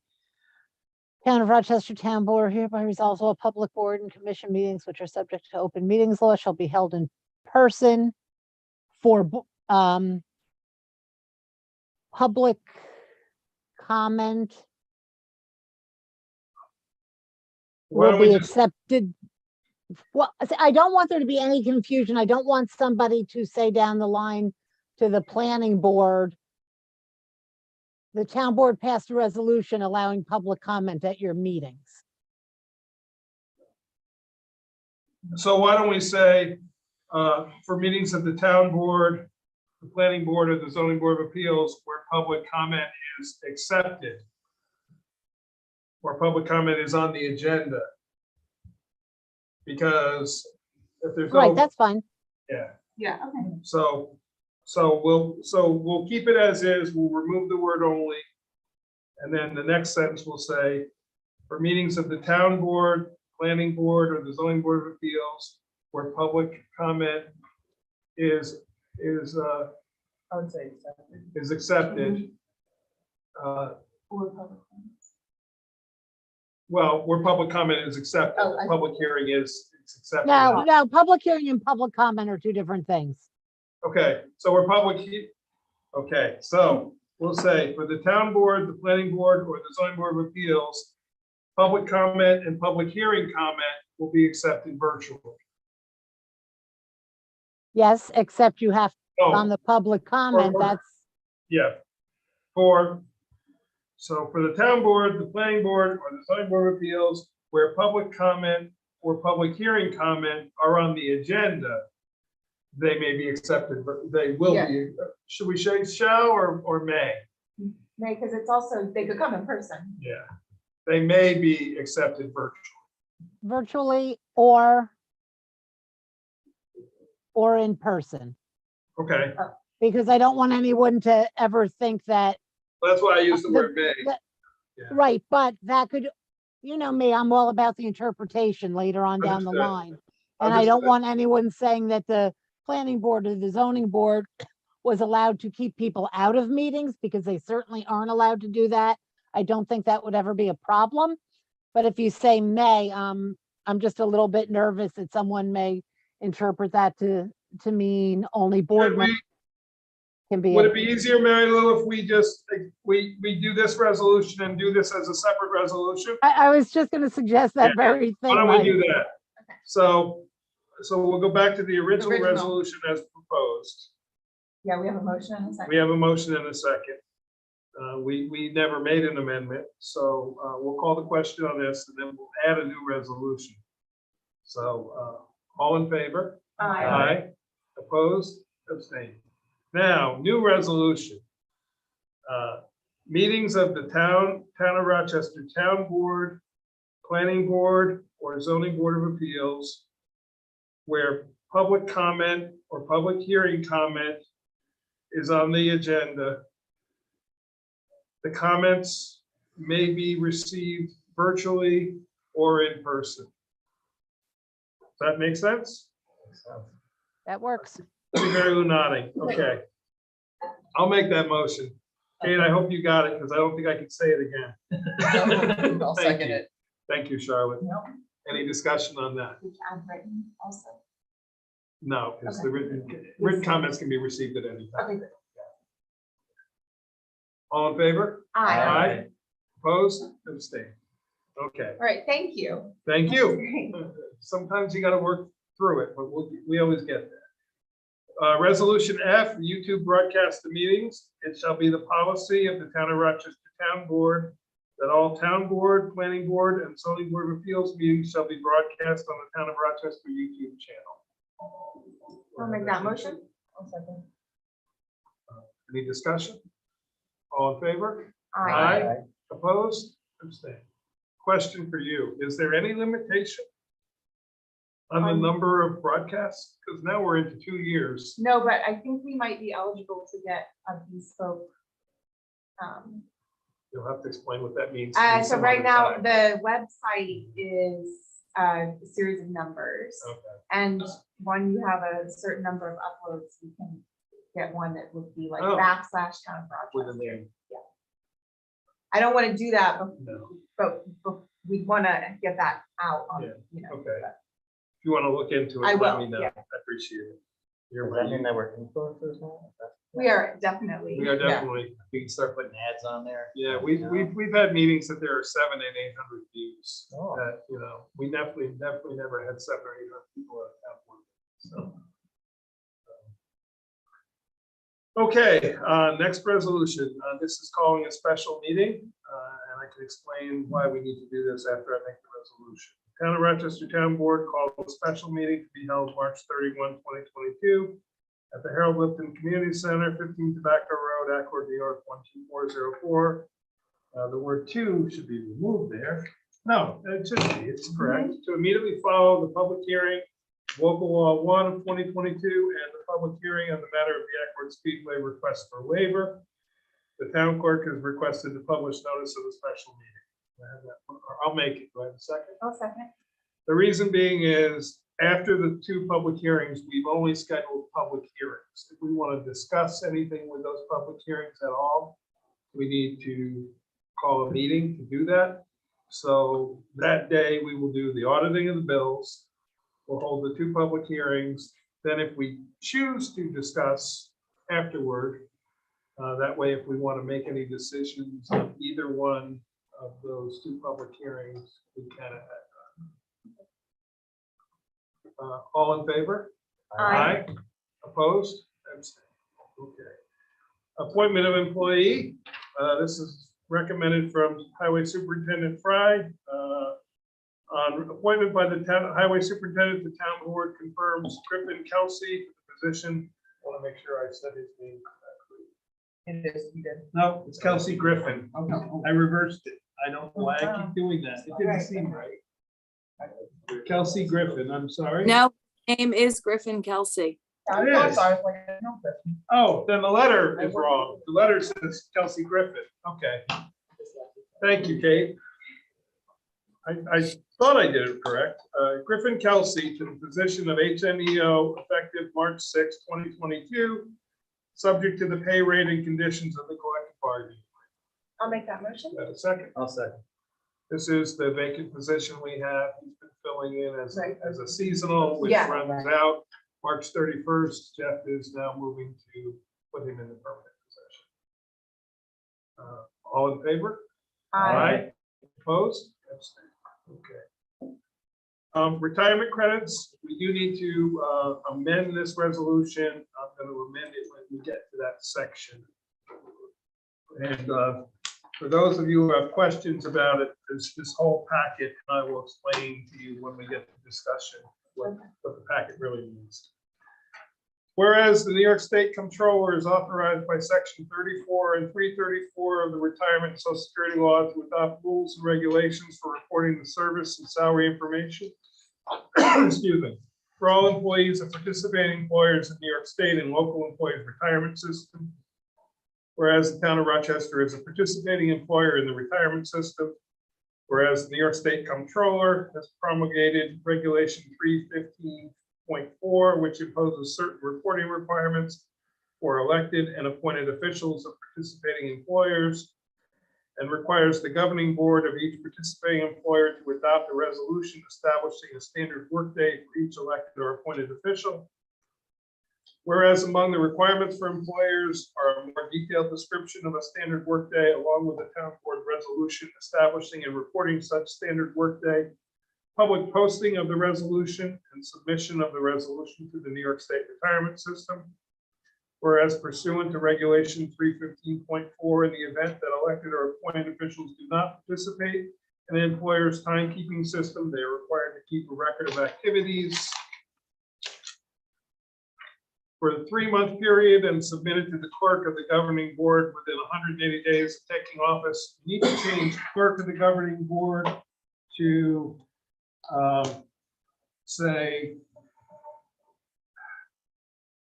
his position is confidential secretary to the supervisor, as that's who maintains the employer records.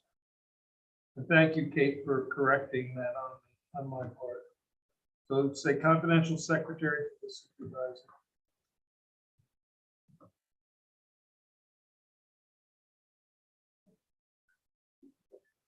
Whereas each of the elected or appointed officials listed in this resolution have kept records of their actual time worked in their current position for the required 90 days or taken part in the Ulster County timekeeping system. Now therefore be it resolved that the town of Rochester hereby establishes the following as standard work days for these elected and appointed officials who are not covered by a collective bargaining agreement and will report the following days worked in the New York State and local employees retirement system based on the established timekeeping system or the record of activities maintained and submitted to the town supervisor confidential secretary. So town supervisor, the standard workday is 8 hours. We have to do this each time we're reelected. So my term is from 1/1/2022 to 12/31/2023. The town clerk, we are changing it from 7 to 8 hours. And highway superintendent Jeffrey Fry is 8 hours. The record of activities, I would also like to include this in the resolution. For myself, it is 31.16 days. And for the town clerk, it is 21.38 days. The highway superintendent is just confirming that his has not changed So he does not have to do that. So let me make that resolution. And do I have a second? And then I'll explain what's in front of you so you know what you're looking I'll second. at. Okay. So the paperwork here that's in your packet, the first is the letter from Jeff, the form filled out and signed by him that his hours have remained the same. I'm sure if he tracked them, he may find that they're a little bit different. Basically, his job is the same. Kate tracked hers for 90 days. You'll see there's 3 full months, and she did the 4th month. In counting the days, the first 3 months, she had 88 days. Anytime there's a holiday or you take a day off, they don't count toward the 90 days, but weekends do count toward the 90 days. So because there was in the month of January, there was 1 day off that she did not work, and in the month of February, there was a snow day off, and then in the month March, I think every day is covered. Yes, so there was no days off there. So she had to go 2 days into April to get her 90 days. And calculating the hours for those 90 days is 513 hours for her. What you do is you divide it by 3, so you come up with an average hours per month. It comes out to 171. You then divide it by whatever the standard hour workday is. It's either 6, 7, or 8. The 3 choices for the standard workday. Kate and I spoke, and we did 8 for her, which comes out to 21.38 days worked for the month. Their number that they're looking for is 20 or greater. So if we came out with less than 20, then we would have gone down to a 7-hour workday for her, but because we came out with 21.38, that's an 8-hour workday. For mine, when I tracked mine, it was 747.75 hours for the 90-day period, which is an average of 249.25 hours per month. When you divide that by 8, it comes out to 31.16 days credit. So, but the most you can do is 8. You can't do more than that. So mine is, yeah. So all 3 of us will be at the max. The next step is Kate has to post this for 30 days. And then once the 30 days is posted, then we submit it to retirement, and we have been credited. This is our standard work day, and we're credited for 20 hours toward retirement, or 20 days, excuse me, toward retirement every month. That's what this whole resolution is about. It's a very convoluted, somewhat archaic system, but it's how they do it. So, Kate, did I forget anything on that? Did I get it all right? No, I think you're fine. Okay, great. So, any other questions on it? And we will be doing this again somewhat soon, because Justice Alba has decided to enroll in the retirement program. She is currently tracking her hours. Kate and I were able to use previous because we had been elected previously. So, all in favor? Aye. Opposed? Abstained. Thank you very much. We received a request for a refund from an application that was changed. Request of the planning board and applicant, Town of Rochester. It's either going to be approved or denied. I'm going to propose approves. Refund request in the amount of $550 to Mark Grasso for the change in this planning board application classification from major subdivision to minor subdivision. Do I have that motion? I'll make that motion. Have a second? I'll second. It's just a change in the application fee with the code enforcement officer changed his determination. All in favor? Aye. Aye. Opposed? Abstained. Okay. Next, we received similar request, although this one does have a little bit that we should probably discuss. On request of the planning board and the applicant, Town of Rochester, and I'm gonna leave it blank until somebody wants to make the resolution. refund request in the amount of $350. Peter Venezia due to withdraw planning board application for minor subdivision. I'm going to make a motion that we approve it, but I'd like us to have discussion to come up with the amount. Because some amount of work was done on the application. It was so, but I don't know what it should be. So I think the wrong amount I was was just about put to say, in I for was just Jay, like, yeah, for Jay, it's supposed to be 250, I believe. whereas the 550 is what The should, fee. is the fee for the minor. So he'll need to amend that.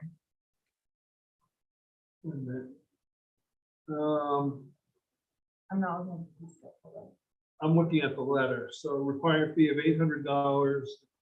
The minor subdivision 550. You are correct. I picked up the 550. Yeah. Thank you very much. on. All right, so I'd like to make a motion to To amend, amend yes. resolution J, that the refund request be an amount of $250.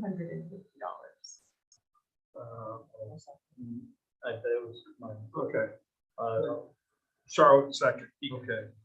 I didn't know that would be the same. So we'll vote first on the amendment of amending from 550 to 250. So on the amendment, all in favor? Aye. Any opposed? Any abstain? Okay, now re-voting on the resolution as amended. So somebody want to make that motion? I'll make a motion. Okay, in a second? A second. Okay. For Kate, that first vote was just to change the 550 to the 250. So now we're actually voting on the resolution itself. All in favor? Aye. Aye. Opposed? Abstain. Thank you for that catch. I looked at the wrong number. Okay, so now on to the letter K. I'll make the motion for discussion for the full amount, and then we can go from there. Do I have a second? Second. Okay. The fee was $350. I spoke with the planning board secretary. She said there was one meeting that it was discussed at. Probably an hour to an hour and a half of time was put in review of the application before it was withdrawn. I kind of feel like we either could say you chose to apply and you withdrew it, and that was your choice and we're not refunding you anything, or we could say we're going to refund you partial. I think refunding the total amount, the escrow account it's his money. So Right. if no money was expended, we'll hold on to it till we make sure no money was expended. But as long as no money was expended, he will get that back. But the application fee, I feel like he submitted an application and there's a fee involved for processing that application. And we began that process and then he chose to withdraw his application. I feel like we should charge something for that. How many meetings is it normally that it would take from like It- completion? to There is finish? no rhyme or reason. It could be 2, it could be 10. If it's a 3 minimum, I'd say we should keep it there. I mean, use at least one, at least. Well, and bear in mind, the initial processing is It's The the lengthiest secretary's process. job. the secretary's job, but it is getting it ready for the first meeting. There's a fair amount that goes into it. Yeah, getting it. And that's the into lengthier drive part of the project, the beginning of it. My inclination would be if we were to refund anything, it would be no more than half. That's my opinion. I was gonna say 50%. I don't But I also worry that we're going to set a precedent by know. refunding money. I mean, I don't know. Right, because, yeah, anyone could decide to Yeah. pull an Yeah. application. and- Yeah, I mean, what we don't want to do is start wasting the planning board's time of people applying on a And then whim asking and for then, it. oh, I changed my mind, I'm withdrawing. And so I would say at the very least, half would be the highest I would personally go. Do we know? I don't know why it was withdrawn. You see the letter that we got. Yeah.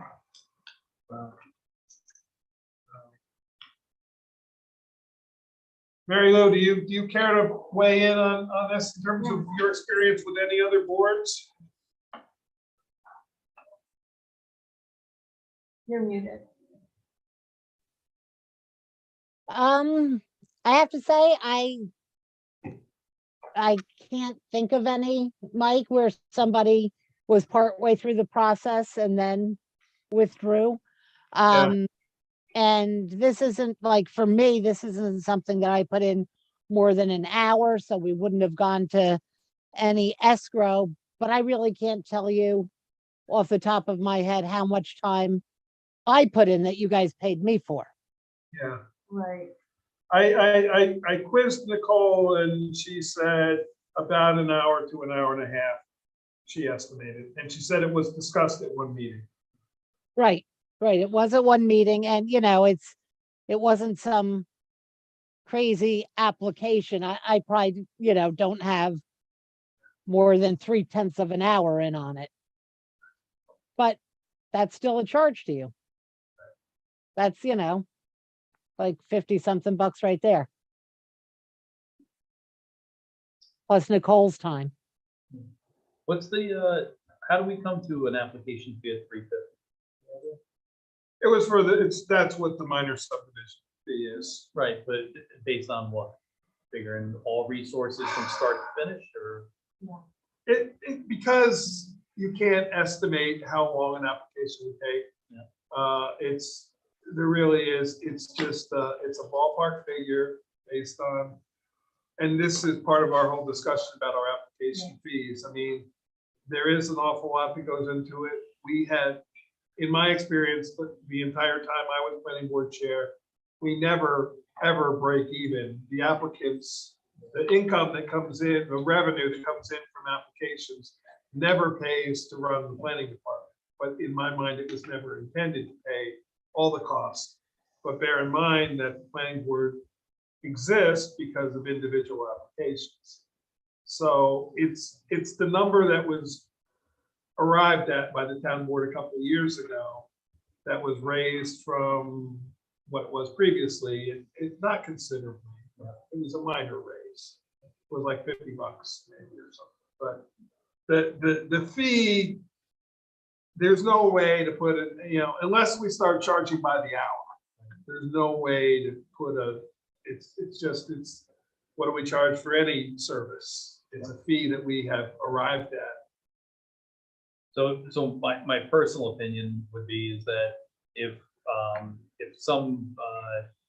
sometimes it costs us less than $350 to process a minor subdivision, but almost always it costs us more than, like I said, It's rare that it's going to cost us, by the time it goes through the full process, it's rare that it's ever going to cost less.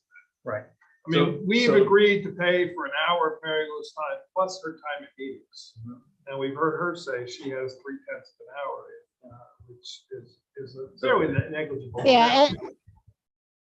if we include my time at the meeting that we discussed it, I don't think it was a long discussion, so it might be, you know, half an hour if you thought about it that way.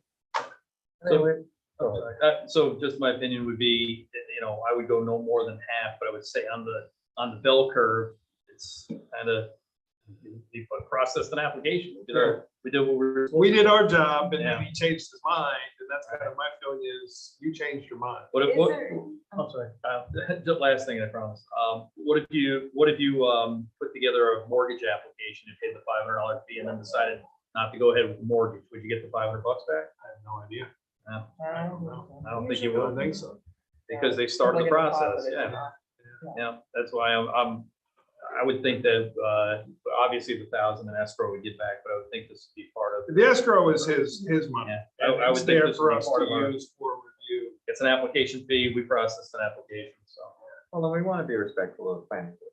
If they spend time on this, you know, they're seeing this. Set of The difference is, I mean, if you apply and then you never get to a meeting, we have refunded it where somebody applies and it never gets to a meeting and they change their mind, and then we have refunded. We've refunded on building permits where somebody applies for a building permit and they do no action. All they do is accept the permit, and we've refunded that. You know, they changed their mind about building the garage or whatever. But to me. Right, and in Mr. Grasso's case, in your last one, you refunded a portion of it because something had been misclassified. So that was a mistake That you was a know, mistake on our from the part. town's We're correcting it to mistake. the amount it should have been. Yes.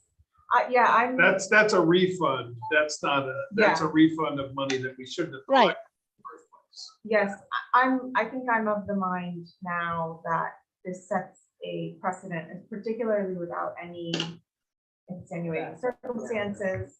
And that also perhaps we might want to say something like application fees are not, Non-refundable. yeah. And if there's an extenuating circumstance, Right. maybe we could consider something. as a Well, essentially forfeit. they are. I mean, this is the only way.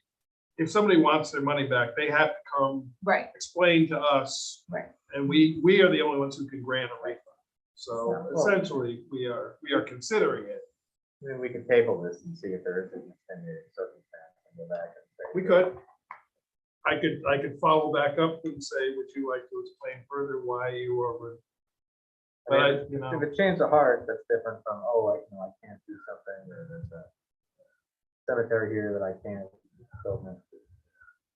Yeah, as of right now, with no background, my answer would be no for a refund, but I would make most of the list so that we can ask if they have. how about we do this just so we can finalize? We'll make a resolution to deny it, but I will follow up with a letter that if he wishes to offer any extenuating circumstances to support his request for a refund, we would reconsider. That way it's not hanging out. We've addressed it. It kind of falls to him to. Okay, so I'm gonna make a motion then to amend. It's not public comment I anymore. was gonna say I could give you some input on. That's okay. I appreciate it, but we can't. Sorry, Mark. So we're going to amend the motion on request of the planning board and applicant, Town of Rochester Town Board denies refund request in the amount of $350 to Peter Venetia due to withdrawal of planning board application for minor subdivision. The town board directs the town supervisor to send notice to Mr. Venetia requesting if he would like to provide any further reason for this request. I like that one. Okay. Who want to second it? Because I actually made it. So that's the amendment. So on the amendment, all in favor? Aye. Any opposed? Any abstain? And now on the resolution itself. You want to make it, Michael? Okay. I'll second it. All in favor? Aye. Opposed? Abstain. Okay, thank you very much. Moving next to discussion items with Mary Lou. Need a quick break? Mary Lou, we're gonna take a very, very short break. Okay, Mike, while we're taking that break, your question earlier about best value, that's Yes. okay on any services, but not goods, as you had Okay. suspected. So for Perfect. contractor service, you're okay. Thank you. You're welcome. Thank you for doing that research for us. And double duty, so since you were doing it while you were on our clock already. Not just one bill. I won't double bill you for that.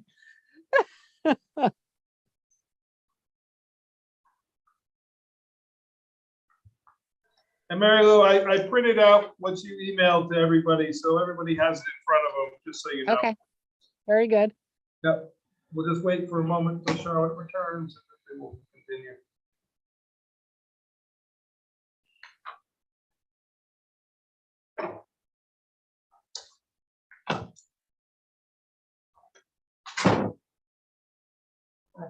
No, that's quite all right. Understood, understood. Okay, so moving on, Mary Lou, you were doing research for us on code enforcement, building code. Yep. And I sent you all Yep. an email. I don't know if you want to do it tonight or at the workshop meeting or April's meeting, but I suggest that the fee schedule be revised such that it meets with our town code and state code. Okay, so why don't I work with you offline and bring a resolution back up for the workshop meeting? Yeah, and it will be easy, but if everybody's good with that. Because That's what we have to. I don't really quite know how this came to be. Yeah, Probably. it was a combination of a number of factors, I think, but you know, and I want to, I freely admit I didn't have time to look at your email in detail here, but skimming it, it makes a lot of sense to me. So if any board members have any specific questions about the email that you want to reach directly out to Mary Lou, that's fine. Or if you want to reach out to me, so. The only question I had was, if we're proposing taking the actual law and moving this language into the fee structure, I don't know if we want to reference when we say public assembly, if we could easily change that law to just reference the state law that defines public assembly. We will, yeah, because you don't want to, if you copy a definition of a state law into a code, then every time the state law changes, you have to amend your code. So what you do is you reference the source in your law of the code. So if the code changes, your law automatically changes with the code. And that's always the best and most efficient way to deal with it. So, Inside baseball, Supervisor Dave, there you go. no, Mary Lou taught me that. I give full credit where that one is due. Future proof. Thanks. Yeah, absolutely. She taught me that a long time ago, and I've stuck to it ever since. So, moving on then to the ambulance district, and Mary Lou's been doing a lot of research on how to make one. So, Yeah, and so I sent you a memo outlining the steps, and that first step being the appropriations. You know, maybe I'll pull up the email. What the heck? Give me 1 minute.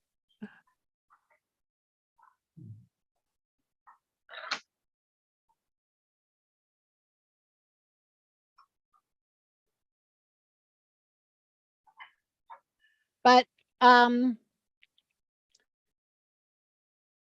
also sent you, I believe I sent you all the link to Marbletown's first portion of that step after they did, shows what the report and their mapping was like when they formed a district last year, may have gone into this year.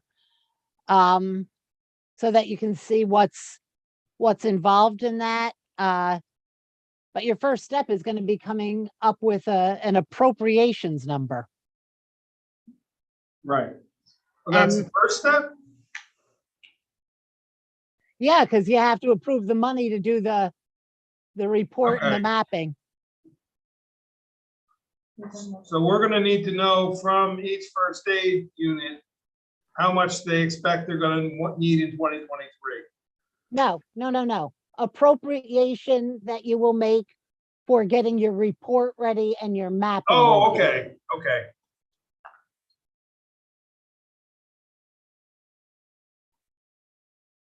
Oh, the cost to prepare the map. Right. Okay. So, So what if we do it in-house? Does that yeah, cost us well, anything? I don't know. You'll. I mean, you'll have to if figure it that doesn't out. cost us, I guess, let me rephrase that. So if we do it in-house and it doesn't cost us anything, what do we do? You still have to have a We'll have to do a resolution. resolution. Right. And, you know, I don't And I'm know. looking at our resident map maker here in front of me here, so. Right, exactly. It's my future. Exactly. And, you know, that's a great thing. Yeah. But yeah, need your map, your plan, and your report. I also wouldn't be surprised if whatever districts you're using might be able to help you with the report and Right. things like that. So you kind of have to look into if there is a cost for that. Right. And, you know, the thing that's so weird about this is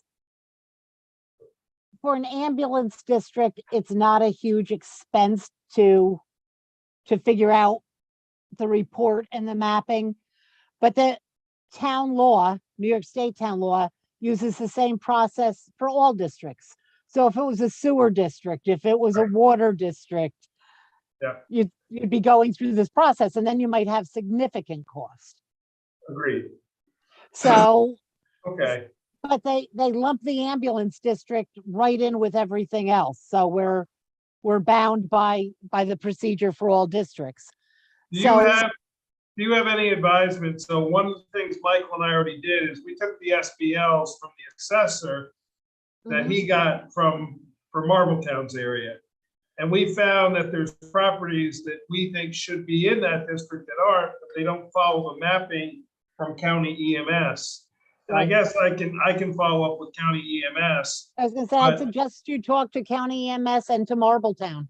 Yeah, to try to find out how to add those makes sense, because some of them, there's like a dead end road, and the houses at the beginning of the dead end road are in one district, and the houses at the end of the dead end road are in the other district.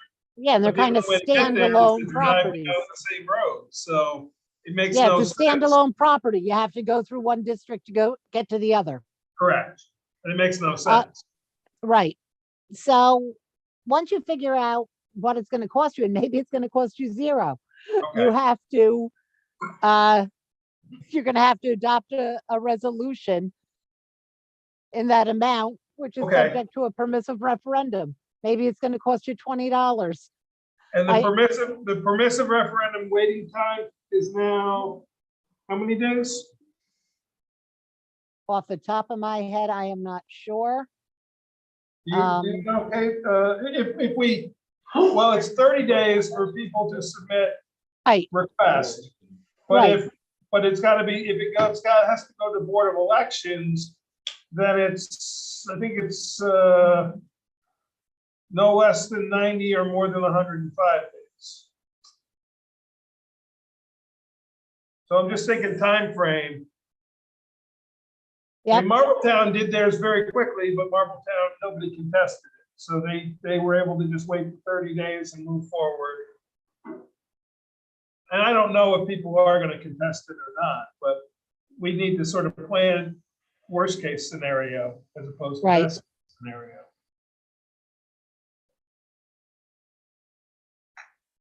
So that's the first thing you have to do is figure out Okay. what, if anything, it's gonna cost Michael, maybe you. you and I can talk to Joe Vitti, because Marbletown is really, everything that's not in Marbletown is Cohasset Accord. We already know that. Because Right. Cohasset Accord is the remainder, except for the stuff that's up in Yeagerville, which we know is somebody else, so.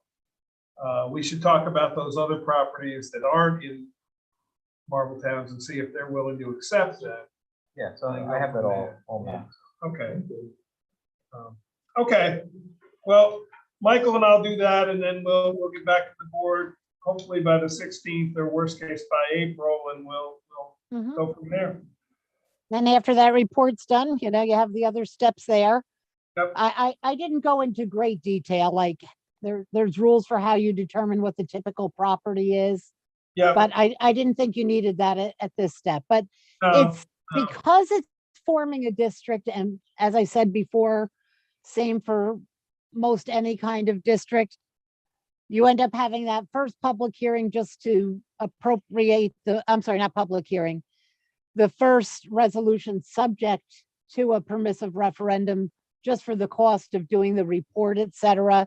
And then later on down the line, if you decide after following all the steps that indeed you do want to form this district, that would also be subject to a Permissive second referendum. referendum. Marbletown, obviously, they had no No petition. petition at either, because they didn't start theirs until well into the summer. And we're done because we would need it to be done in time to publish this as part of the budget, which has to be, so the preliminary budget has to be submitted by the 30th of September. So then, but at that point, we still could just be making up a number. It's not until we actually vote on the district. So I'm just backtracking in my head to make sure we're gonna have enough time to actually do this, but Mhm. we'll just have to hope that there's no, I can't see people pulling a permissive referendum on the first one, even if there's a nominal charge. If there's no charge, I don't think anybody's gonna be upset about the step if there's no charge to the town board. Or maybe there might be some cost involving you a little bit with the process, but that Mhm. would be the extent of the cost, so. Okay, well, Michael and I'll work with Joe and Joe Vitti from Marbletown and see where we can head with this and come back with answers. Okay. All right, 2 down. You ready for number 3? Yeah, so the next one is sort of subject to the legislature approving this March 16th, but if they do, I wanted to have a plan ready to go, so. Right, and so I sent out an email to the people from OSI, both Bob Anderberg and Peter Karras, just telling them some things that we would need in order to get them the letter that would let them go on to the rail trail to do an inventory and engineering report. That's their first step. I let them know that we would need insurance and that the supervisor is checking with our insurance agency about the limits of liability we would want. And I also asked them who would be going on to the property so we could give permission to their engineer or anyone else they may have. And this is just for step 1, this letter they're requesting at this point. Also, I asked them if they had any samples from other towns to please send them to me, but if not, we can certainly come up with it. So Okay. that's step 1. After they do that report and they start figuring out just what they're going to need to do and when they're going to need access, then we'll have a second letter of agreement, which both sides will sign, where we'll have some indemnity clauses and more insurance. But that will be step 2 after they have that inventory and engineering report done. Okay, I'm so glad you didn't just say you're on mute because I didn't want to say it all over. no, we would have stopped you We would have sooner. said that sooner. Okay, so to be continued. So this is the moving on to discussion items. I'll just take a second and sort of hold this up. Maybe. Yeah. Want to hold up the other half? Yeah. Oh, easy. I don't want to rip it. No, we're Upside down. Upside down. So the red areas are no coverage from when this map was drawn, which dates back to 2010. So 12 years old. I said 15, 12 years old. I know some of Upper Cherrytown has it for a fact. I know it goes up Upper Cherrytown to a certain point for sure. So I suspect some of those areas have gotten coverage since. This actually makes it look like a lot more than 30%, but we've been saying kind of all along it's about 70-30. I think once we actually map out the areas on this map that do have coverage now, we're going to find it's less. What the comptroller is asking is if we can get this marked up and back to her by next Friday, which I don't know if it's totally feasible, but this weekend I am tied up, but I'm wondering if next week or the Saturday, the 12th, if any board member or groups of us want to go out in teams of 2 and literally drive the roads. And this is how some of this map was done, is the highway department went out and drove the roads and mapped Yep. where I the remember that. Broadband Wayne started. did that with Lynn Archer. I would do that. And Yeah, I'd go out and- yeah, and as long as, you know, Mary Lou, for something like this, if 3 people go out together, I guess, do we fall under open meeting statute? You Probably. sure do. So we shouldn't have more than Teams of 2. two, Teams or of No, 2. but you could do different areas of town and have, if 4 people wanted to do it, you could have 2 people cover one Yeah, area and 2 right. people cover another area. Well, we can't have 3 people together in one car. Got it. Nope, That's why I unless wanted to clarify. you put one person in the back of a pickup and roll up the window so they can't talk to you. I can drive the pickup. There we Do go. that. Anyway, if you guys think we can sort of handle this in-house with the 5 of us, some point, you know, what I'll do is I'll send out an email tomorrow and we can all just sort of propose some time. We may have free, couple hours block You just literally go take, what I'll try to do is, now, Michael, I don't know, you have this same map that I sent you in digital version. I don't know if you can make that into a smaller mock-up of something that we can sort of work from.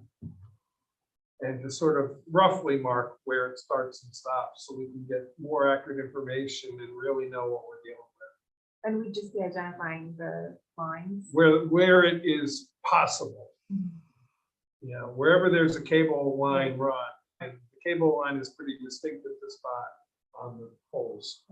Well, it doesn't necessarily mean just because it comes down the road, doesn't mean spectrum. If your driveway's, you know, Right, but 1,000 yards, they're not gonna come down. no, but it's still accessible to the people, and it's, no matter what, they're not gonna come down your driveway. I mean, if they have a rule, if you're within so many feet of the road, they'll service it for free. Beyond that, you gotta pay for it, but that's not the purpose of this. The purpose is finding out where it is available. So if your driveway is a half a mile long, and that's kind of, then it's kind of like the same getting electricity there. That becomes your responsibility.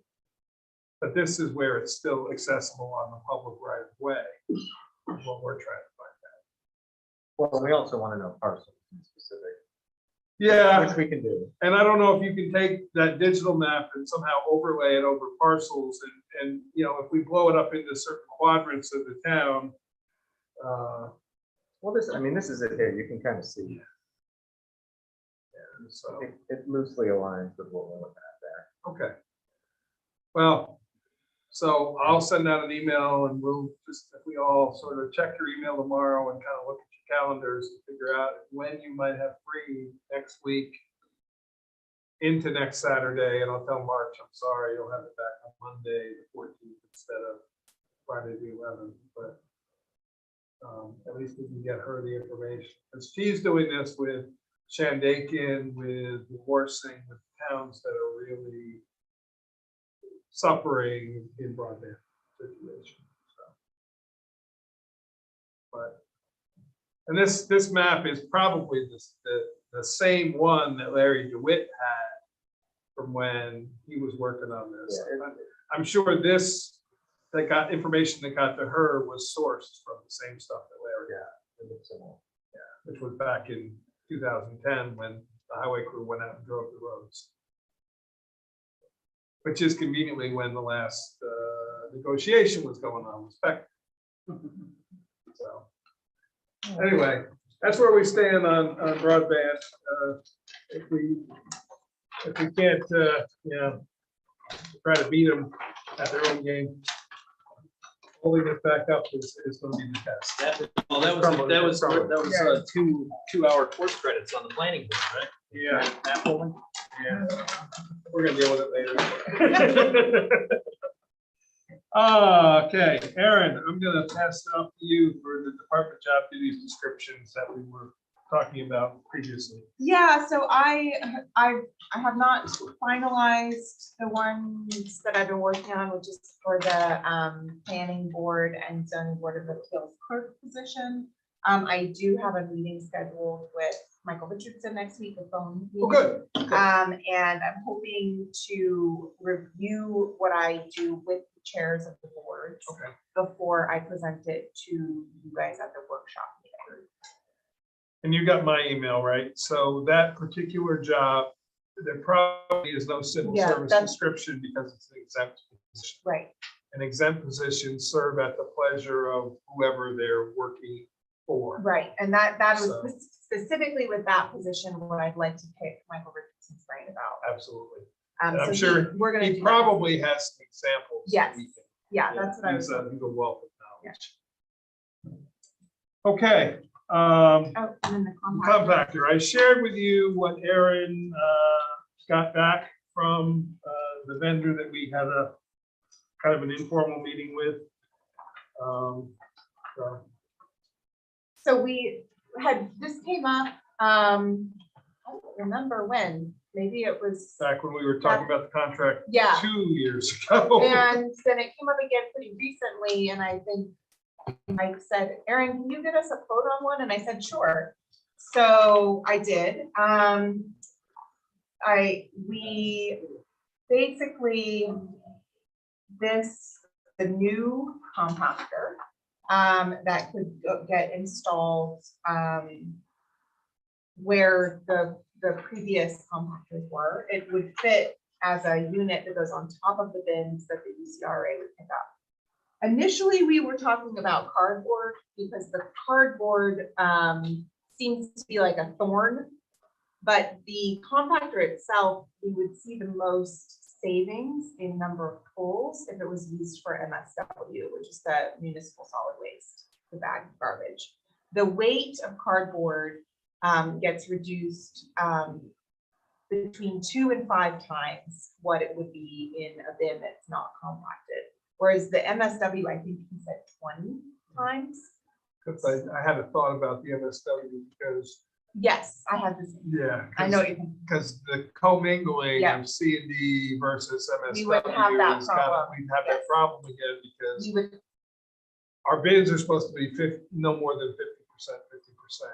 And I think it's 20. is it 80, 20, yeah. 80? Okay. And when we had the compactor, all the C and D stuff was going in the open bins and all the MSW bags were going in the compactor. We were saving a lot of money, but now with the new hauling laws, those C and D bins won't be able to be pulled because they can't haul it. Right, they'd have to be monitored very tightly. And I just think we're gonna run into problems. Yeah. And especially when we're in a year-to-year contract, I don't know. Yeah. So I have the dollars quote, and we would obviously, this isn't something we'd be able to just buy, we'd have to. We'd have to go out for quotes. Yeah. Or for bids. But this was to get a ballpark to see if it was possible and whether we wanted to consider it for budget or if it was something we wanted to try and. So what are they looking at? I don't know if I should say it out loud, but I can pass the computer around. Here. Okay. Did we say ballpark? Hmm? Did you say ballpark? Do you think I should? I don't know. Yeah, we probably should. We're gonna put it up. Yes. Yeah, I think Um, that's not a good idea if you're gonna be requesting proposals or quotes. Understood. Understood and agreed. Are we worried about poking the bear at the resource recovery? With the cardboard, probably not. Yeah, If we did it with the MSW, absolutely. that would, unless we said no construction debris whatsoever, then we wouldn't have that issue, but that would be the only way that it would work. So but the cardboard, one thing that like we had discussed, I think it would make life easier, but the cost, we wouldn't ever see a return other than just it. Well, how many cardboard pulls a month do we have currently? Is that like 3 or 4? Like 1 a week, probably on the cardboard. Yes, it is. It's So if you 1 to say 2 a it's, week. yeah, so even if you say it's 5 a month, we're gonna have 1 a month. We're gonna save 450, say it's $91 a pull right now. Right. Plus the gas surcharge, which is gonna skyrocket. Right. So to 6% last month, I'm sure it's gonna go to 10%. Now, they did say these things never break, which is why there's no repair people for them because they wouldn't ever have anything to do. But It's a motor and hydraulics. but that, the other option is we could investigate. But essentially, we're gonna save $500 a month, which is 6,000 at max, $6,000 a year, and that's a lot of years of payback. One of those questions I have is why would it have to be specific to any one thing? I know it would have to be set up on one bin, but why couldn't 1 month that be the cardboard bin, and 1 month to be the MS waste, and 1 month to be the You can't compact things like glass and all that. So the only things you can really compact are MSW or paper. So I think the only challenge with that would be logistics. Now, we could get 2 but then the question again is just like, what's the benefit to the town? And on top of that cost, there's also the electrical connection, because this It's is three just buying the things, unit. yeah. And is our insurance like liability gonna go up for people using it at all, or? is that No. gonna change our insurance costs at all? No. That wouldn't change, but Pretty possible. yeah, but still, when the RA came and took back their compactor, they ripped out the electric all the way back to the incoming service. They took everything out. So it's actually completely. You'd have to rerun all You'd have to the- rerun all the electrical. Yeah. Back, and it's a sizable cost in addition to the cost of the compactor.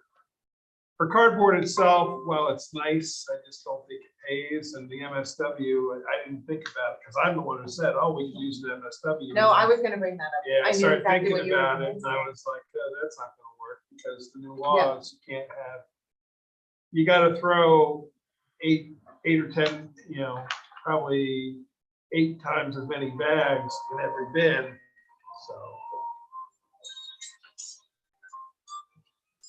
Sorry, all these spam phone calls. So, I don't know, I mean, we don't have to make a decision tonight. Erin just got the information, brought it to us. We can certainly. I'll ponder. forward, I can forward this email to the board. Yeah, Okay. yeah, why don't you do that so everybody can see the price and, but thank you for following through. And the guy came and met Aaron and I there because he was in New Paltz with a street sweeper that they do for them, so. Next item, still continuing, how does the board feel? And I can just take this off the agenda if we don't have any interest. So the opposition to the countywide landfill. I actually I feel like I'm not necessarily opposed to it if it's done right, so that's my. Agreed, yeah, I'm not opposed to it done properly. And I didn't know, this, the Supervisors Association came out and said, here's a template of a resolution. A number of towns have reacted and made that resolution. The right property and the right, face it, a new landfill is a 10 to 15-year process. It doesn't happen overnight. All of us will no longer be, well, most of us will no longer be sitting here by the time some landfill were ever cited in the town of Rochester, or even in Ulster County for that matter. And I also think it's less urgency because the Seneca Meadows one is now, there was a big push to try to close that, and now there's a new government up there, and there's a new bigger push. They're looking at the dollars and what they get. There's a new group looking at extending the life of it. So, and meanwhile, the county is looking at other ways to deal with it. So it's an ever-moving target. And I put it on because the supervisor said, hey, some boards want to make this resolution. I don't really feel strongly one way or the other.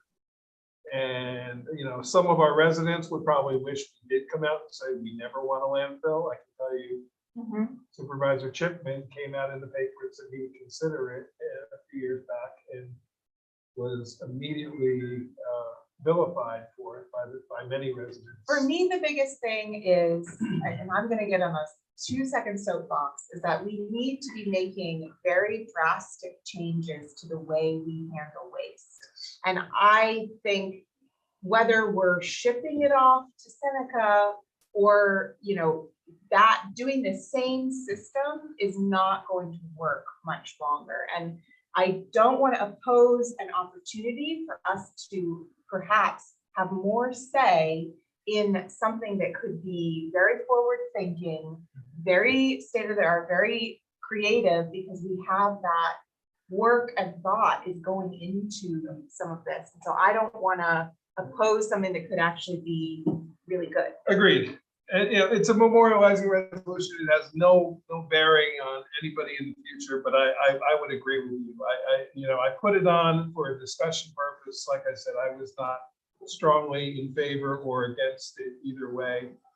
I don't really sense that any of you have a strong feeling one way or the other too. So, Well, and just for people who are concerned about it, I mean, anybody who goes to the transfer station sees how many bins we fill up on a given Well, Saturday. You just saw 900 tons of garbage. Yeah, so it's our garbage to say like, oh, we don't want this sent somewhere else. I mean, we have to be responsible. with that.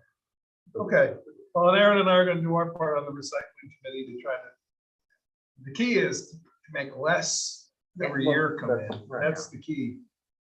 So, okay, I will take it off the agenda. It will be gone. Moving into the escrow accounts for the planning board.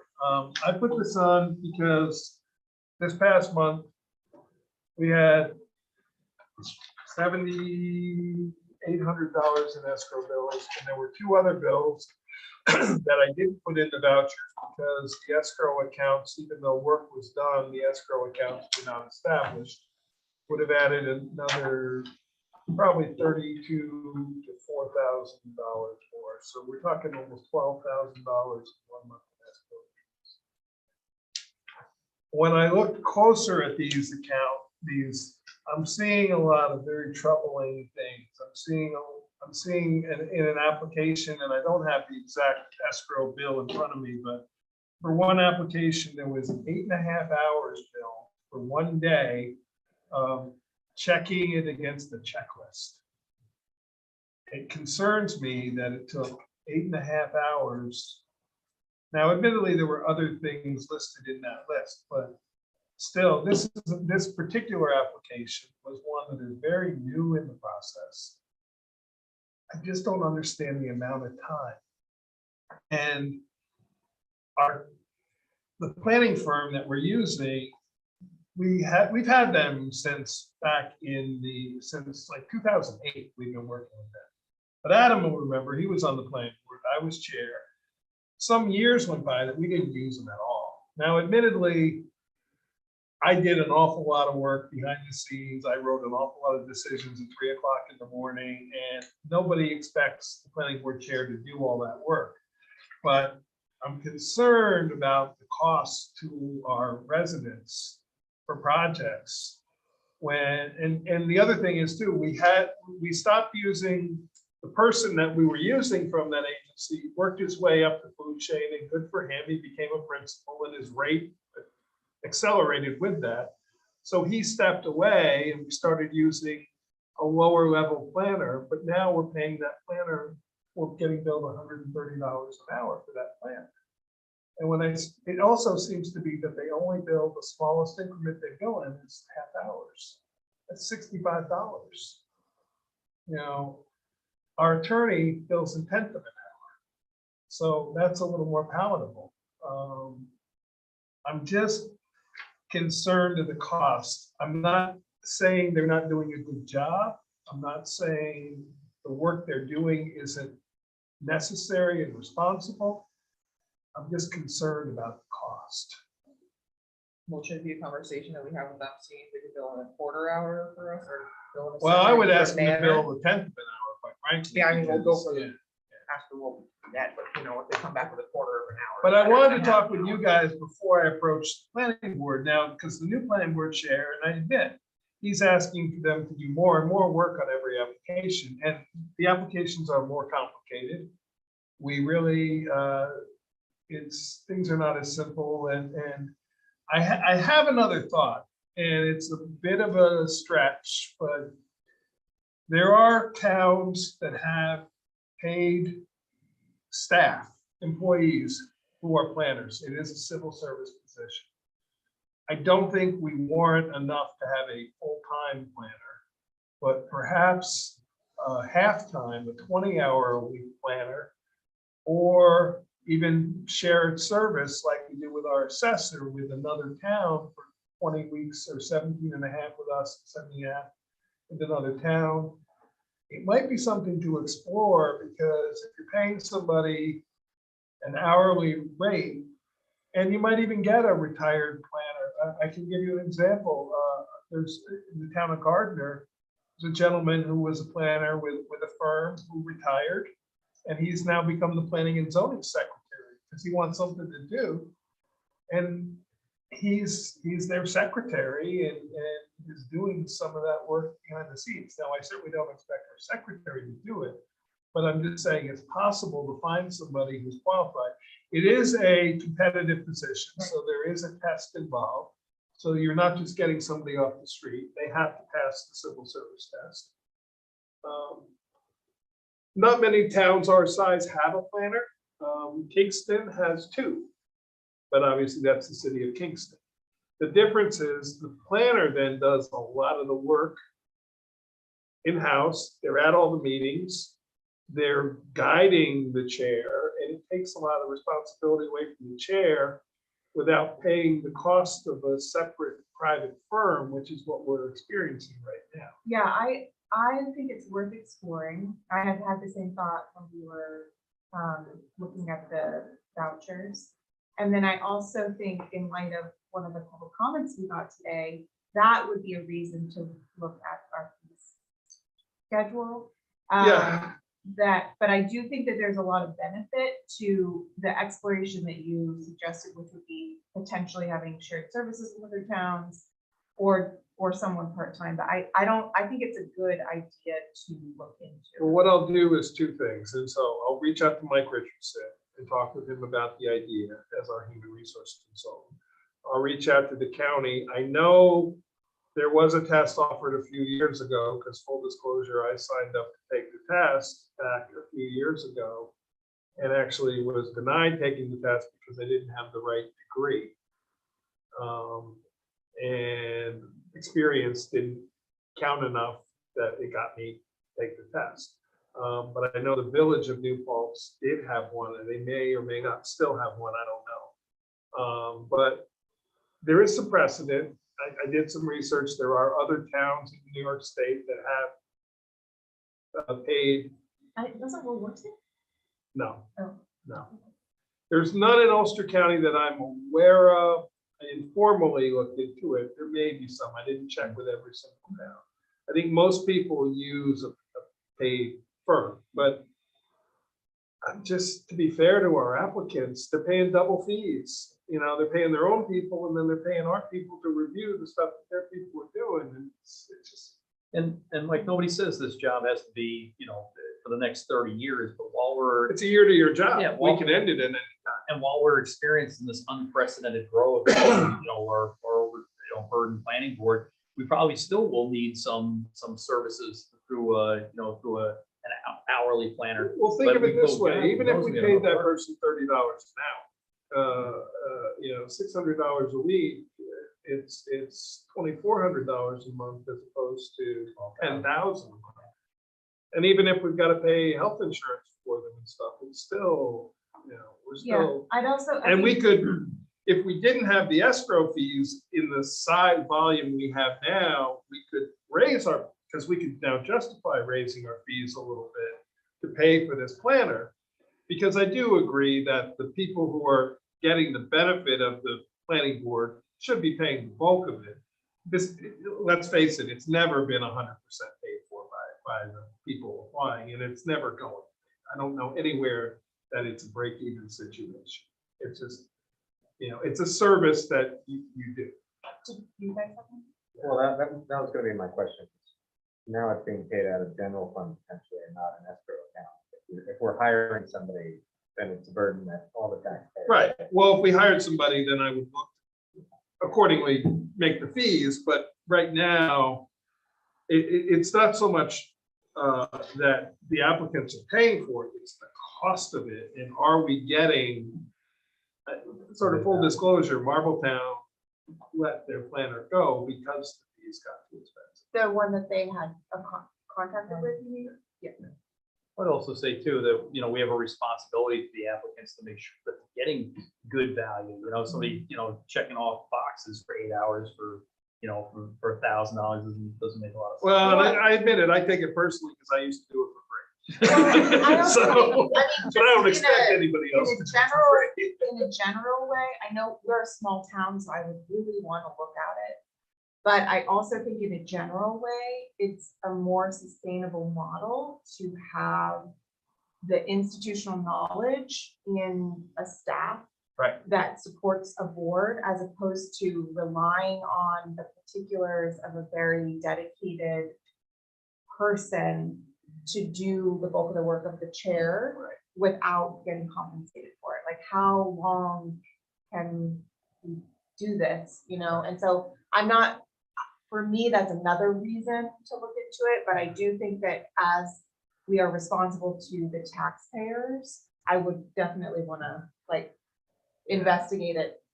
And to be fair, there's no way the chair could do in this situation Right. the way it is now, what I did back then. Because I was dealing with 5 and 6 applications a meeting.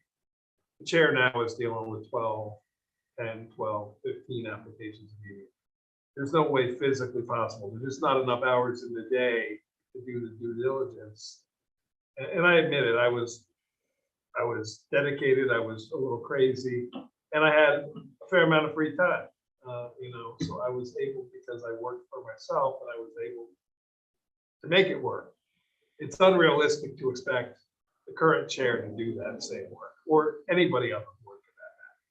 But I'm just concerned when I see these escrow fees rising into the tens of thousands a month. The cost to our residents for things like subdivisions, which they legally have a right to do, and the scrutiny level that they're being taken to. I'm not saying the planning board is doing a bad job. I'm just saying the level of professional review of every application is a little concerning, and the cost of it more so than level, but the cost of it. I just think so. I'm gonna, with the board's okay, I'm gonna explore this a little more and hopefully have some answers for you. Yeah, go ahead. Do we have a breakdown by application, how much has been paid out of escrow? Can you see that in? Out of escrow? Yes, Well, absolutely. Yeah, like what the total cost was. Absolutely. I mean, I can supply the invoices to you. You guys see them every month when you sign them. Saying like an Excel sheet. or like- I can show you an Excel sheet, but it doesn't really show you unless you look at the voucher to see how many hours went into that. I mean, I guess you could look at it and divide by $130 some, figure out how many hours. Yeah, I'm thinking ballpark. Yeah, I think so. I was gonna say two things. One is, I think it'd be also interesting to see just like the cost to the town versus the cost covered by escrow. Because I know we also are paying for some of the plan services. Right now, we don't pay anything for the consultant. The only fees that we incur from the planning board is we have agreed to pay for the cost of when our attorney is present at the meetings. We have agreed to pay for 1 hour of her time as part of the application fee, and we're paying the cost of running the office, which is the Oh, okay. I'm sorry. secretary. For some reason I thought we had a similar thing with the. No, but okay. no, we So that answers that. did dedicate $5,000 in the budget for professional services, but they have not utilized that in any way, except the only thing we've spent money out of that is we purchased the planning board Zoom account, Right. so they could have meetings during the day with Mary Lou and with people remotely at the same time that I was trying to use the account, and you can't use the account twice at the same time. But then the second thing I would say is that I also think that I wouldn't mind, especially if we're talking about concerns of billing and like sitting down with our consultant and just having her like Right. talking about that with her. Yeah, yeah. I mean, I wanted to bring it to you guys before I approached anybody. I haven't really talked to the planning board chair in length about it. I talked very, this level at this point about it. And I understand the need on the planning board's part of the reliance on the consultant. They do understand that, but I'm just concerned about the cost. So. And then that leads into the fee schedule. The chair got back to me today. They had a meeting on Monday. In his words, it was all over the map, very different opinions. Some people think they shouldn't change at all. Some people think they need to change considerably. He's sort of consolidating all that into a report to me. He didn't feel comfortable.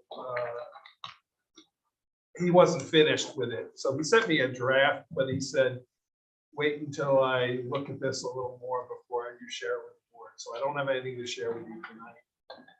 I'm hoping that he said he should have something to do, which is kind of what I asked him, because he got back to me and he said, there's a whole difference of opinion. And I said, well, then put everybody's opinion in the letter.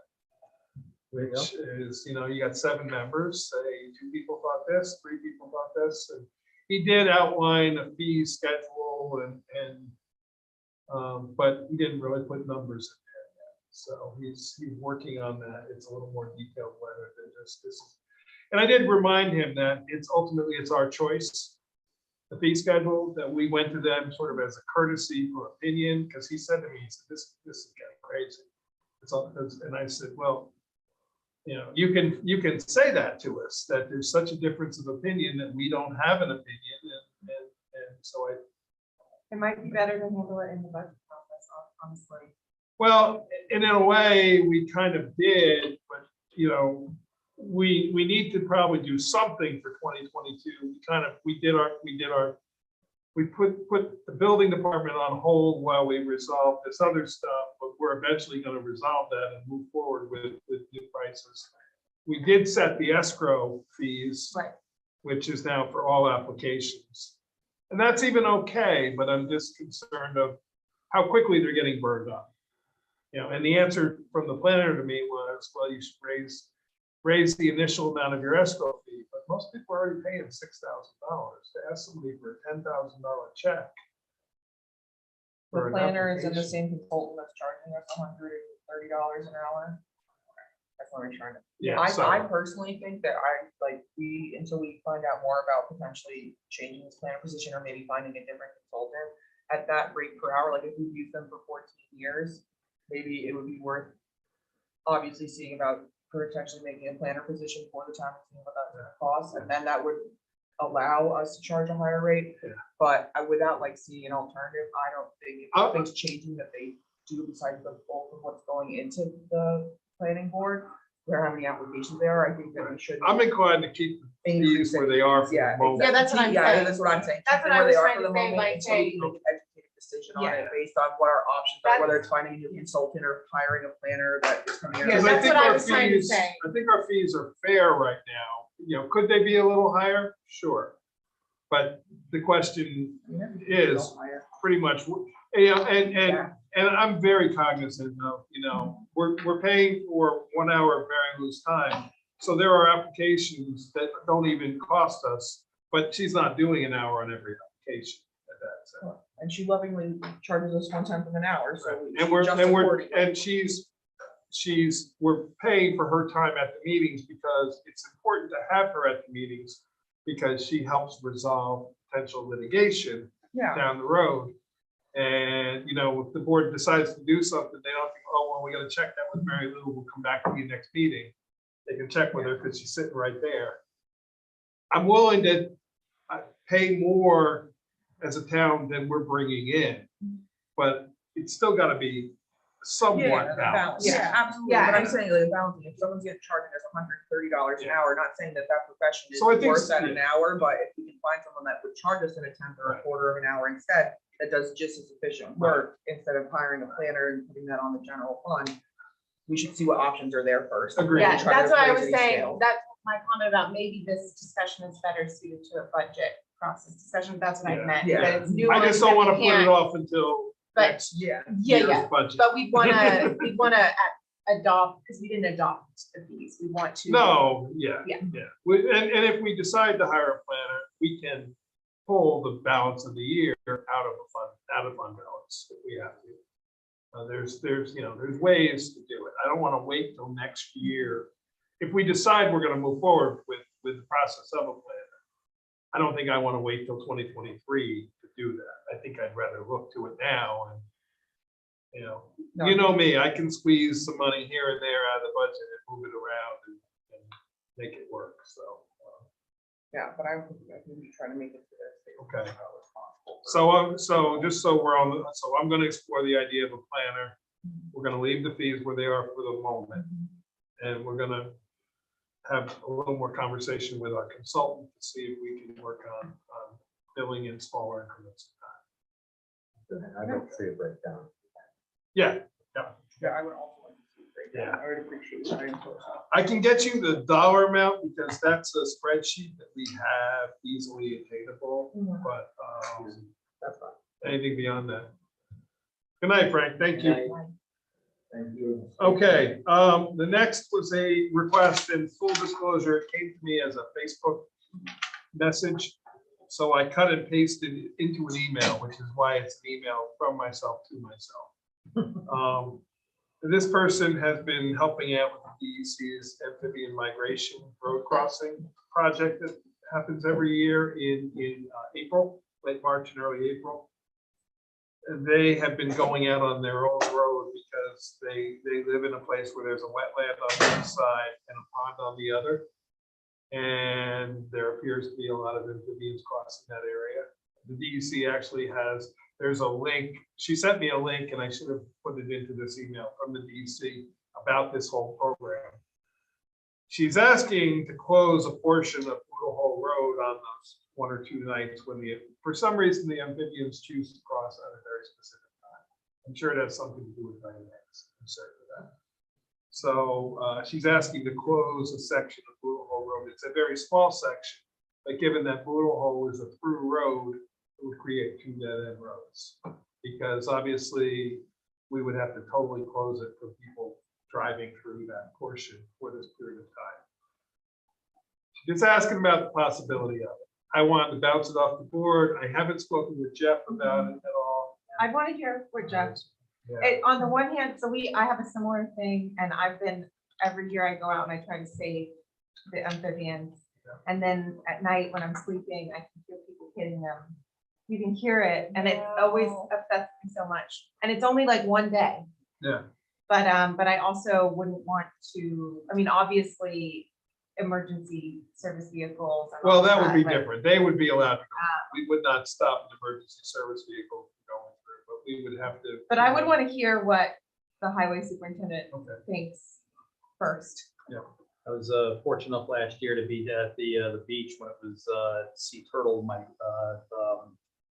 season for laying eggs, and they literally have teams of people that come out and kind of babysit it at night. It's a big honor to be asked to come out there and wear the headlamps and kind of stand vigil over these things. So, like I said, it's not unheard of. Maybe we just need more. Well, and she said her neighbors help her out. So, Yeah. because I said, first thing to do is talk to your neighbors and see what they think. And she said, well, I've already talked to them because they're part of this process. But closing a portion of a road is concerning, and unless it was like a midnight to 2 a.m. thing, then maybe I would feel a little more comfortable with that. But I'm just making up a time frame that she would do.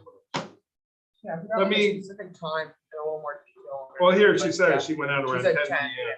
Yeah. just for like how So- many hours it would be or something Yeah. like that, like. Let me have her talk to Jeff, and I'll talk to her a little bit more. I mean, I wanted to get her an answer, but so. I'm not opposed Yeah, to I'm it. not opposed to it. I want to help. I also don't know how do you know the exact night? If you'd have to plan something like that. Yeah, it's one of those things you have to deploy. It's based on temperature. Yeah, it's based on temperature. Yeah, it's always You wouldn't know. it's always until late it March was- or early April, but it really does depend on temperature. Yeah, when they start moving. Okay, let's just go through these last couple things. So the local law, the Recreation Commission, have people had a chance to think about it anymore? Should I bring an actual local law to us to the workshop meeting to propose to create the Recreation Commission? I think so. But I know the one thing I still, if you could do, so the state law says 7 or up to 7. Mhm. My question is, can we make our local law say from 5 to 7, similar to like the historic preservation says between a minimum number and a maximum number. So the question is, can we put a minimum and a maximum? The reason I wanted to do that is if we say a 7-member, then if we get to a period of time where there's only 4 members with a quorum issue. So if it was 5 to 7, if we only had 5 appointed members at the time, then it's a body of 5. Because they're Yeah, not it because they're an advisory board. They're not making any voting decisions, so. All right, let's see. I wrote mine as 5 to 7, but the models I saw all said, I think the Yeah. model I saw said 5 or 7. I think you have to pick a number, 5 or 7, because part of it says that it talks about when you increase the number. Yeah, So I think that, like from 5 to 6 or from 6 to 7, then it Okay. talks about the terms of the increased number. So I think gotcha. that you have to have one number in there. Okay.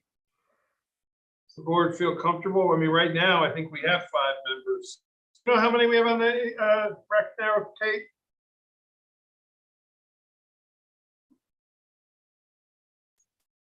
I want to say it's 5. Well, you have Deborah, Pam, Manuela, Jessica. You have Jessica, 7. you have Sandy, I'm looking, you have 7 on it on the website. Yeah, so we're at 6 then, because one is still on Deborah, there. Pamela, Stephen, Manuela, Okay. Sandy, Jessica, and Tina. Stephen never did the Oh, Background. right. I remember that from the last meeting. we have 6. So I think we could say 7 and be safe. So I'm gonna write it with 7. Okay. And I'll bring it to the board. Solid waste littering, we've been kind of all over as a standalone, as a tool. What did we not say last time? No, we didn't. It was like 11 o'clock at night. Yeah. I need to rewatch that meeting. I thought. I'm not in a huge hurry about it. You want me to recirculate the examples? I mean, you guys have them. I already. have, You've got them. I in have email. those. So. What were you gonna say? I think Mike and I wanted to do a combined one and then everyone else.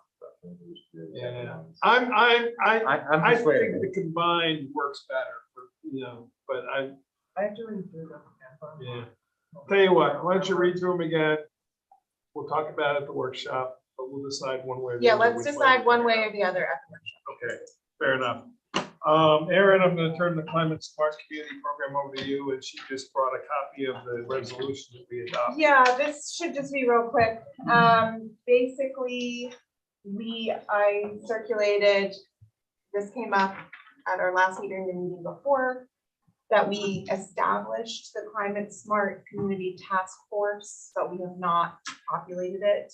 And so I wanted to make sure all the board members had a copy of the resolution that we passed forming the task force. Where we stand now is this is the next action we have to take. We are a Climate Smart Community Program. We passed a resolution. That's how we entered the program. We have right now someone that we appointed as the coordinator. And in order to make the next steps to get to, it's the Climate Smart Community, I can back up, program is a tiered program through the state where you earn points for actions related to climate resilience and being and energy reduction. And it's meant to be tailored by the community for the community. We received lots of support around this last year. We received a grant to have the Climate Smart Community Task Force coordinator or the coordinator do 6 months of intensive training. And that happens last year. We had the Bard College graduate students went through all of our code and documentation to see where we were doing a really good job and the places they thought that we should focus our efforts, which they suggested what I and Supervisor Baden had both thought is in resiliency planning for climate catastrophes and making sure that our community is ready for that type of thing. But there's a whole list. It's like the reason why you pay this grant to pay someone to go through the training is it's a lot of actions you could potentially take. You gain points for those, and then there's this tiered system, bronze, silver, and gold. Each of those also opens us up to funding opportunities that are through the state. But you basically can enter some of those pools for some of the work. So the And next, it's for either specific programs or general documents, like Tuesday night Orange County Planning Department had a Yes. training that I went to, on, was their comprehensive plan in climate smart and how to integrate climate smart actions into your comprehensive plan. so what, Yeah, it was a really good training. so we got like a free, there was a lot that happened last year and it sort of come to a halt. I'd like to capitalize on some of the energy. I need to get in touch with the coordinator and see how they're feeling. But I would like to see us populate this task force in the next couple months. The one thing we discussed is we didn't want to just become another project of the ECC. We would like this to be separate from the ECC. Yeah, I would like to be a maximum number of ECC members on this, because I don't want to just be from one perspective. Yeah, the ECC also is really focusing themselves on more events, education, and public facing. This task force is more about policy. And also there's a big component of the training that Madeline went through, and also of this program of interacting with the public, getting feedback from the public, and using that to shape your policy recommendations to the board. So it's a more complicated. I've been invited to there's ongoing support, monthly support sessions from this program that our coordinator did last year, that I've been invited to go to while she's unable to. And there's another grant opportunity that we're going to be discussing next month. And so it's just, there's all this, I think I had said to Supervisor Funding, there's like a lot of opportunity, but just finding the energy and the drive to like see which of these opportunities are right for our town and to focus on those. Could you maybe put together before the next meeting, maybe before the 16th, or worst case before the April meeting, a list of like not criteria, but qualities of what the optimal people who would populate this committee would have or would be interested in? Because I want to put out like an ad for it, but I want to try to really let people know what they're getting into. Right. You know, planning board is easy. You can go online, you read what the planning board does, ZBA. Right. This is kind of an unknown. Yeah. There's also a county committee where representatives from all the towns that are climate, and every town is or most towns in Ulster are climate smart I communities. think there's a these days. couple. There's a couple that left. aren't. But Yeah.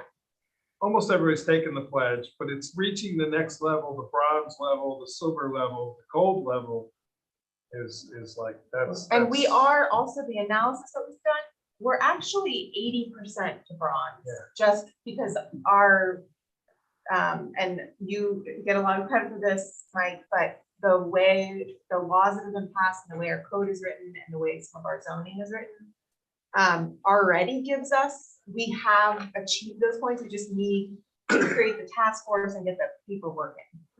I was gonna say, Aaron, there was a really good checklist that we saw Yes. a while back. And it was really nice to go through, because there's so many things that we are doing right. Right. But then there was other things that we could kind of stay mindful of. Yeah. Can we get that again? Yes. We could, Yeah, I bring will- next I'll meeting? send I the know I need to packet. be. you can reminded. circulate that, especially to the other members, but I it remember gives it you was an like idea. LED lighting in your street lights and stuff. for like, Yeah, you there's know, actions we can take as a town. So the recycling, for example, like the recycling that we've been talking about that's something. Energy reduction, the fact that we are signed up for the community solar as a town. Right. That is that. And then there's other actions you can take for your code, your laws, and other sorts of projects that happen in town. So.